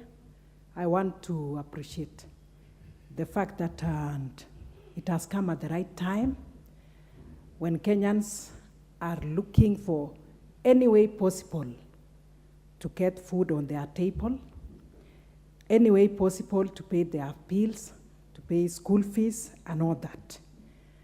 And Mr. Speaker, when you talk of betting, gambling, lottery, and all that, it is something that personally I don't believe. Being a Christian, I want to quote what the Bible says in 1 Timothy 6:10, that says that the love of money is the root of all evil. This tells us that people would want to have easy money, to get money in a very simple way, in a very easy way, and they're not only getting money, somebody putting 10 shillings, 50 shillings, and they are expecting to get hundreds, millions, and even thousands. Mr. Speaker, this one has a very much negative impact on our society. I have very many examples, Mr. Speaker, back in Kericho. I remember this one of Lotto that came so strongly, and many women left their houses very early in the morning, go and do the same betting, missed it, and then when they get back home, they were beaten. I know of a very close neighbor of mine. I had to go and rescue her. I told the husband, please don't chase her away. She was being chased to her home because of that. I talked with her. She's able to do many other things, but she concentrated on that, losing a lot of money. Some even left their children not to cook for them. Lunchtime is there. They are still very busy betting. And you can imagine the impact of that. One lady, Mr. Speaker, used 20,000 of school fees, I believe, for that. But when she was asked, she said, I lost them. I don't know who came to the house and stole from me. But when we looked at it critically, it was out of this betting, Mr. Speaker. So this has caused a lot of agony among many, and people have not used the God-given opportunities of working in the farms, doing business, and doing empowerment of any form, but instead they look for easy money. To me, I look at it as robbery with no violence. The people who have this business, I don't know how much tax they pay. As much as I'm reading that and there are regulations that are to be put in place by KRA so that 15% tax on betting. I don't know when implementation of this will be done. And then maybe 20% withhold from the winners. So this one has not taken any form. And I must say that before even we talk of that, we have to look at the social and the economic impact of this. We understand the cost of living is high. We understand that people look for any means of getting money. But now, people have to work for the same. Betting is very addictive, and when people don't gain from it, what happens is that they get depressed, others talk of migraine headache, they are distressed, and all the anxieties or anxiety-related problems come to them. And I would say that this one, the government should, in a serious note, look at how to regulate. We've talked about the stations, radio stations, TV stations, that every day they are advertising on the same. I was in one of the stations some times back, and when I was talking about the youth, how the youth are actually how they have gone astray, I mentioned this betting as one of them, but whoever was in the station looked at me seriously, and then I withdrew because I knew my time will be, I actually knew I will not have time even to conclude whatever I was saying. When I asked later, I was told this is where we get pay, this is where we get something, but I wonder how my tax they pay out of this. So I would actually say that regulations concerning the same should be put in place. And then to add on that, Mr. Speaker, I should also say that school children should not be allowed to do the same. It should be regulated on what time petting starts and for what purpose and how people can do it in a fair way. People call it's a jackpot, and some get a lot of money.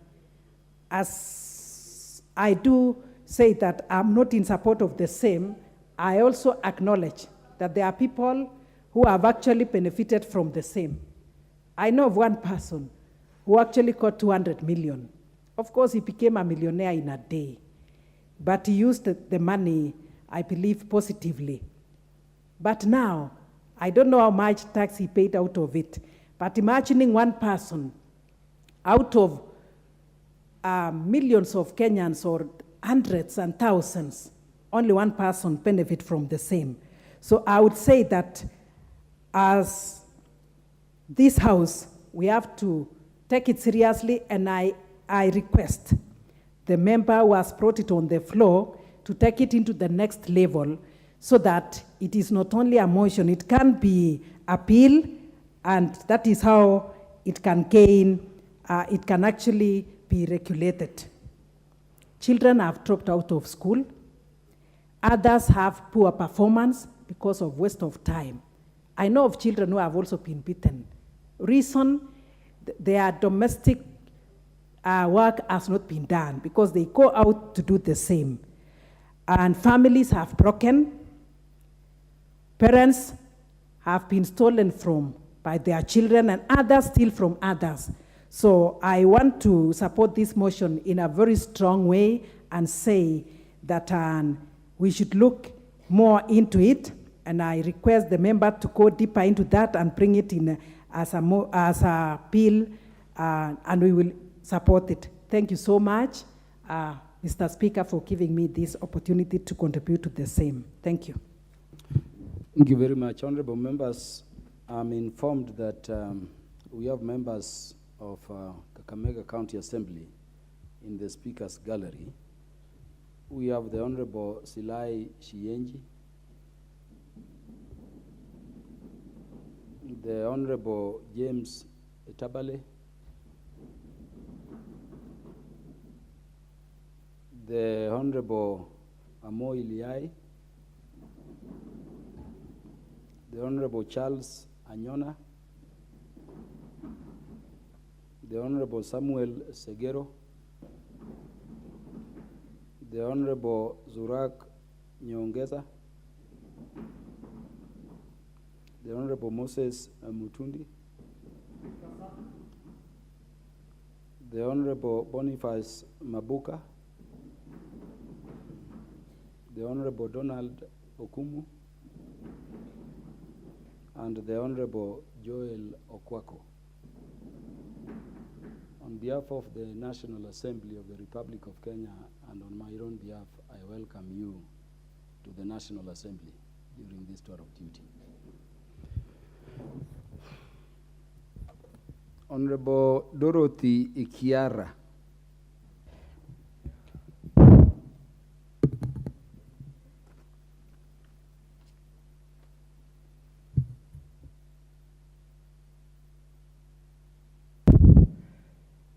Thank you, Mr. Speaker, for giving me this opportunity to support this very, very important motion that has been brought to the House by Honorable Mathenge, MP Nyeri Town. Mr. Speaker, sir, it is good to note that this motion is very timely because it's speaking about the ban of media houses from running lottery and prize money competition. Mr. Speaker, it is worth noting that the media houses of today, they have lost their primary objective. I'm saying this, Mr. Speaker, because in the late 80s, 70s, we knew that if it's lunch hour, we would run to the media stations to hear the latest news, what is happening across the country. And thereafter, we would hear the radio stations singing patriot. Every few sentences, there is an interlude of betting, something being brought that people are told, now put 50 shillings and you get 100,000 or whatever amount of money. And in the background, you hear somebody screaming, I have gotten my 100,000. So even if Mama Mboga is preparing to prepare dinner for her children, and she has 100 shillings in her phone, what she'll turn back and do, it is to take the 50 shillings, remove 50, bet, expecting the 100,000, which may never forthcome, and at the end of it all, the children sleep hungry. Mr. Speaker, according to the Communication Authority of Kenya, this country has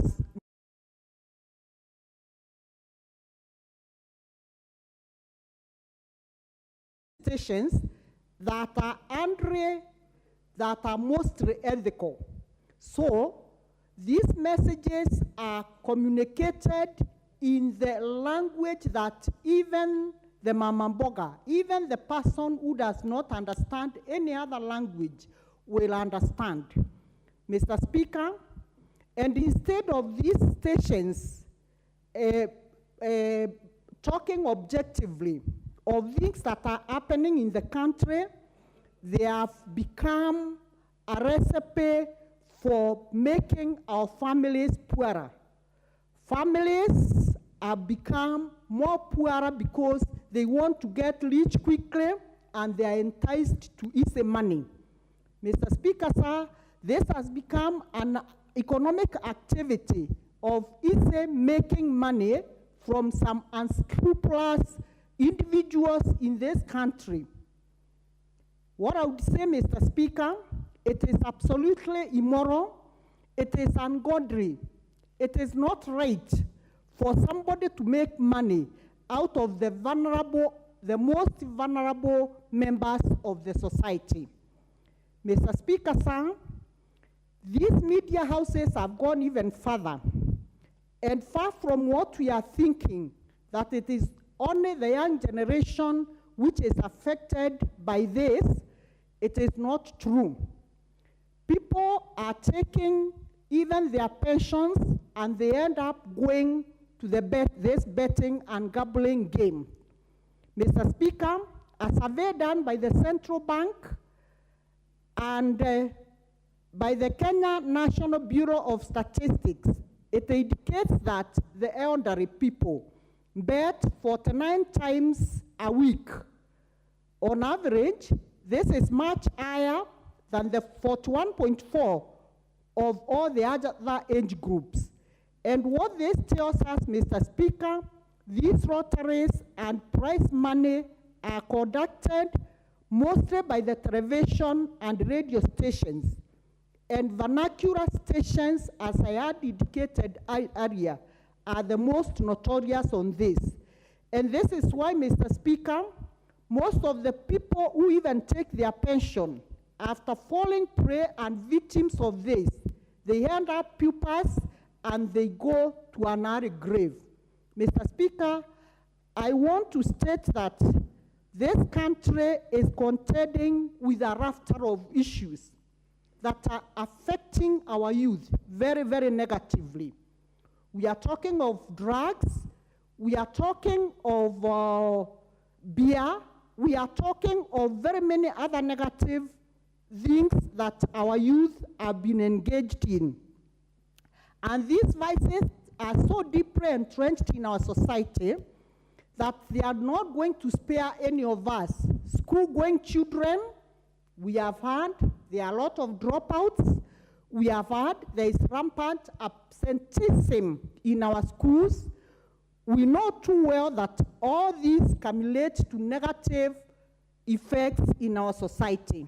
Therefore, Mr. Speaker, sir, I want to support this motion, and I wish to say, ask Honorable Mathenge, let us escalate it at another level so that we don't just talk here, because it is evident that in the year 2021, the Betting and Licensing Board was given a green light to stop this vice, but it seems that they don't have the powers to do that. Mr. Speaker, I support and say these negative social trends in our society must stop. It is us, this House, that has the powers to bring this vice to an end. Thank you, Mr. Speaker. Parliament for Busia County, the Honorable Catherine Omanya. Thank you, Mr. Speaker. I would love to oppose this motion, because any institution that is legally registered here, if there's anything they are doing illegal, then there can be a way of regulating. I look at our football clubs that lack anybody to hold them, and I find that these betting institutions are the ones that are funding them. Otherwise, we would be killing our talented young men and women who are in these various games out there. Secondly, anything that everybody with common sense has, before they engage in it, they should be mature enough and disciplined enough to go into it. I don't think anybody puts a gun on anyone to go and gamble. Gambling is a choice. It's not a must. It's not a priority of anybody. So it's a choice. If anyone chooses to gamble and maybe one day wake up to be a millionaire, then be it. The thing here is discipline. And also the Bible says it is wrong to be covetous. So if somebody wants to be a millionaire within a second and tries their way out and doesn't get it there, you don't have to point at the person who brought the game. It is the person who went to play the game. So I think there are individuals in this country that are being targeted, because I've had one of our honorable member mention Royal Media and MediaMax. And I thought this thing was a motion that does not have any ill motives behind it. But immediately he mentioned, then I realized that it's not actually the gambling. It's not the betting. It is some personalities in this country that are being targeted. And it's bad manners for anyone to be in power and want to oppress or finish the other, because what you set up might be a trap for you yourself. So we should be very careful. Betting companies pay their taxes. If we must regulate, maybe we can up it a little so that they pay higher, because we see the participants are many across even Africa or the world, and maybe what they give back is what we should be looking into, the auditing. We should be looking into how much do they give back to the country. But we all, as leaders, have a role into looking after our kids, what they are getting into. Many times, I do not sleep until I go through the history of my phone to monitor what my baby or my nephews or nieces have been looking into. So it is just a way of people being very lazy. What will your child be doing betting, and you are there? If they are trying those things, just stop them. So let us not throw punches and escape from our responsibilities as parents and start saying it is this gambling, it is that. And also, I think in the regulations, they would add and say, the way they say it to people who drink, that you engage in it at your own risk or something like that. It's a little warning to it. But do not kill any institutions that are here, that are helping our sports, our games. They are helping in one way or another in charitable activities. We see them helping out. And that is all I wanted to say. Thank you. Phyllis Berto, the MP for Moiben.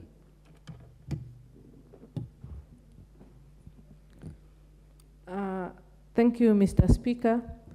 I also want to add my voice on this motion of gambling from Honorable Madenge. Mr. Speaker, gambling also considered as pathological gambling is a situation, is not a bad idea, but the problem comes in when it becomes addictive. And when it becomes an addiction, it is just like any other, it's just like drugs, it's just like alcohol, which the society is trying to fight as per now. For example, the President of Kenya and the Deputy President are leading a team to sensitize,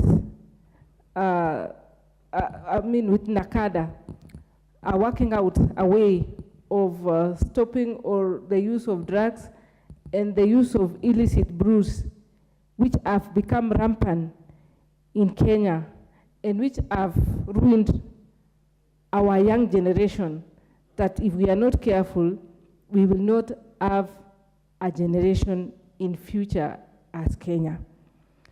That is where the problem is. So if this gambling is not censored, it becomes problematic. Once upon a time, when I used to teach at the university, you would walk to a classroom and find empty lecture rooms because some students are busy gambling. Most of them wasted away the fee they were given by their parents. Most of them sold everything, sold their college earthly possessions for the sake of gambling. We saw parents coming to the graduation, hoping that their kids were supposed to be in the graduation list, but they have dropped out, they have not been able to pay fees, they have never been to classes because they were gambling.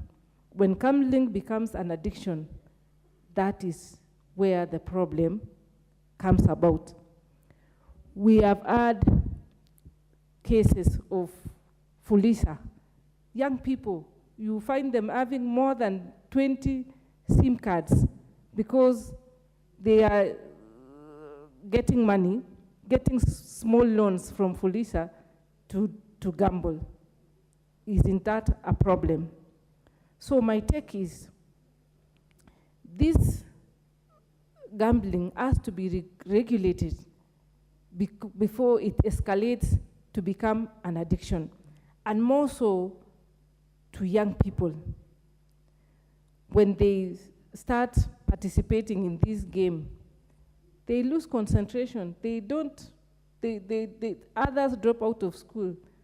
Others become petty thieves because they want to get little money. We've heard of stories of young people taking money from their parents' phones, and many other stories which are not very good for our society. Mr. Speaker, I would say that if this business is regulated, it is not enough to tax them, because taxation is going to, if we tax, it's like we are legitimizing the business anyway. We have to regulate them so that we censor and make sure those people who participate, they give an age gap, for example, of those who are supposed to participate in the gambling. And we bring clear regulations on how the game should be done. Otherwise, I'm also a member of parliament who has a rural constituency and urban. And you'll find that in the urban side of my constituency, there are so many gambling centers. People are reaping from very young people. We've had relationships breaking because the money, which is supposed to be for families, have been diverted to do other things like gambling. So what my take is, this motion is a very good motion. We should look at it critically and ensure we only delete what is not relevant, what is destructive, but we leave the business, we give the, we press the regulator to get a bit serious and not just regulate anybody, not just give a license anyone because they want to be in business, because they want to make money. Just like those the organizations which are regulating these, those who regulate the supply of alcohol and drugs in our society, we'll find that some county governments are very fast in giving businesses licenses, regardless of what kind of alcohol or what kind of alcohol they are selling. Some just get the license and they go ahead to do illicit brews, and that eventually people get addicted and becomes problematic. So I think we should lump all of them and work closely to see which one is a good business and which one is not. If measures are put in place, I think everybody will be happy. Thank you, Mr. Speaker. Thank you very much. The Honorable Irene Mayaka, nominated MP. Thank you, Honorable Speaker, for giving me this opportunity. Honorable Speaker, I want to thank the Honorable Dan for bringing this motion. And I just want to give a different angle of what we need to look at in this particular motion.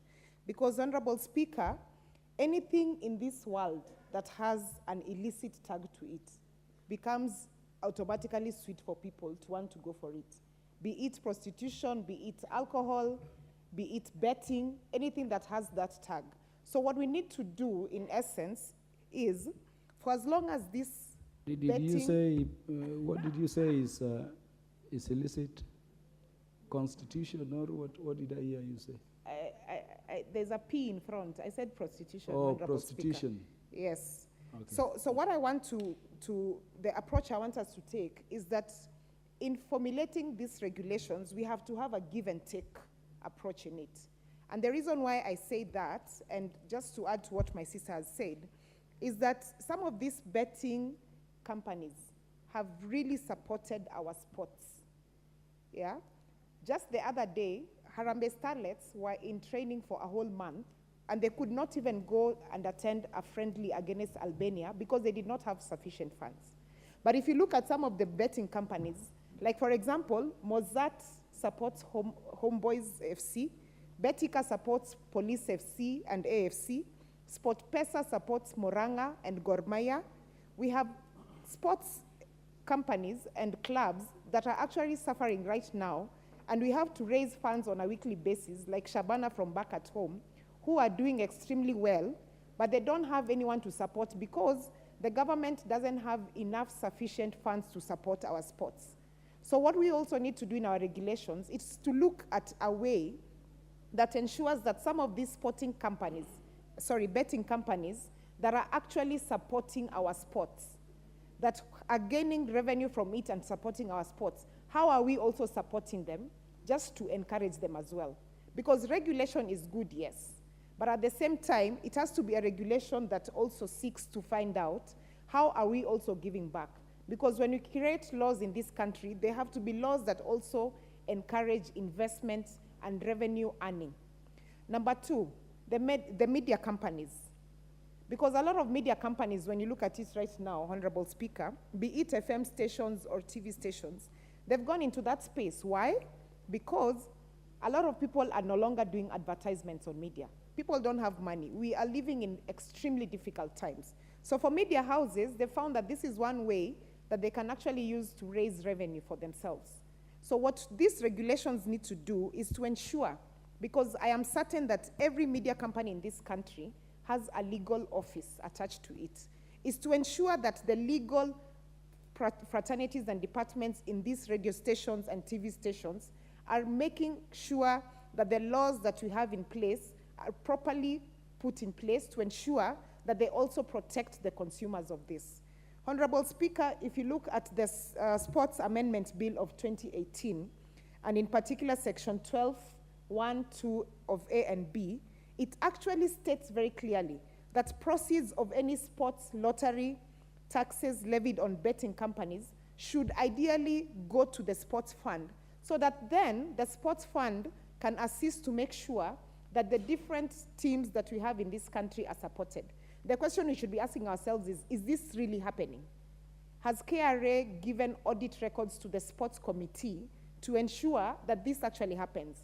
And I saw the sports chair here, Mr. Chair, and I really wanted him to listen to this, because this is another angle that we should be looking at. So when we're reading both acts, the Lottery and Betting Act and the Sports Act, we need to make sure that it covers ground sufficiently so that it helps this country. Mr. Speaker, one of the games that earned this, the sports Gor Mahia the highest source of revenue was a game that they played against Everton in May of 2019. And that particular game was a full stadium in Kasarani. I remember I was in attendance. That particular game, through SportsPesa, who did extreme marketing online, on social media, on radio, on TV, was full capacity. And full capacity because it ensured that people paid for the game, people put a bet to either support Everton or Gor Mahia, and because of that, the team was able to actually pay allowances for its players and coaches, and they were able to actually serve the sports fraternity. So what I want us to do is, let's not only look at the bad side of gambling, because for as much as we can sit here all day and say that we want people to stop gambling, we want people to stop putting money in gambling, there's nothing we can do about it.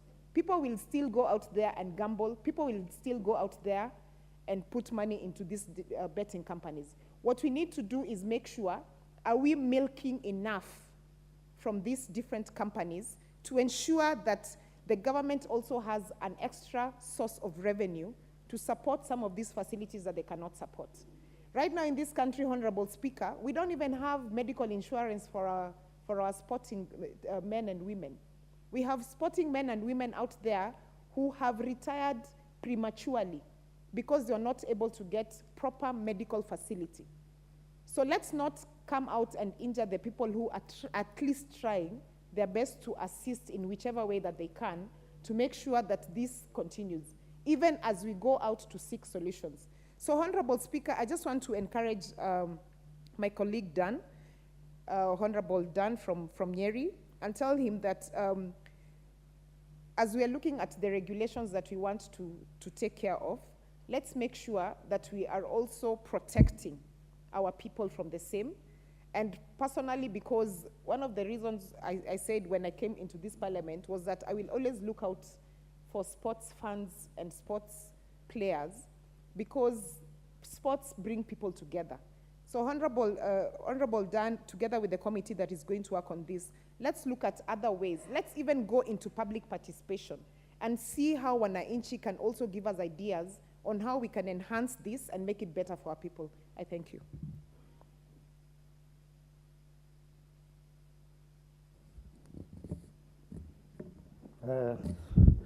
Thank you, Mr. Speaker, for the opportunity. I arise to support the motion that gambling should be regulated in this country. Mr. Speaker, if we look at the vices vis-a-vis the advantages of gambling in this country, you will realize that the effect of the gambling on the negative are so immense. And this is the reason as to why we should make sure that gambling or betting in this country is regulated in a manner that it is not so disadvantageous to the young men and women who are mostly vulnerable due to the rampant effect of gambling. Today, Mr. Speaker, young families are unbreaking due to mistrust related to gambling, whereby either the wife or the husband is immensely indulged in gambling. So many Kenyans, particularly the young ones, are greatly impoverished due to gambling. The insatiable lust, the insatiable need for money have made so many young people to think that by doing betting, they will be millionaires in a fortnight. This is the wrong notion. This is the wrong thinking that has made people to suffer due to gambling. The mostly affected sector is the education sector, Mr. Speaker. Today, most of the students from the university are dropping out of school because they are deeply indulged in gambling. And this is the high time this honorable house should get ways and measures to make sure that we contain betting in this country for the posterity of our young generation. So many vulnerable school-going kids, due to the negative publicity that is done by the media houses, the very sweet ones, very enticing ones, make them think that if you indulge in betting, by a day or so, or by a month, you will be a millionaire in this country. Just a few who has benefited from this, as it has been alluded, you will hear very sweet ones, music, to make sure that the listeners are made to move to this kind of business, which is not rewarding at all, as many people may think. So what we are saying is that one is also a kind of drug that is killing, that is eating to our society that needs to be very productive. Mr. Speaker, therefore, I'm calling the mover on Duncan to go ahead and have it as a bill so that we can discuss it and see the mechanisms, the best way possible we can make sure that we suppress this growing kind of a habit that might eat onto our very, very useful sector of our society if not clearly abated.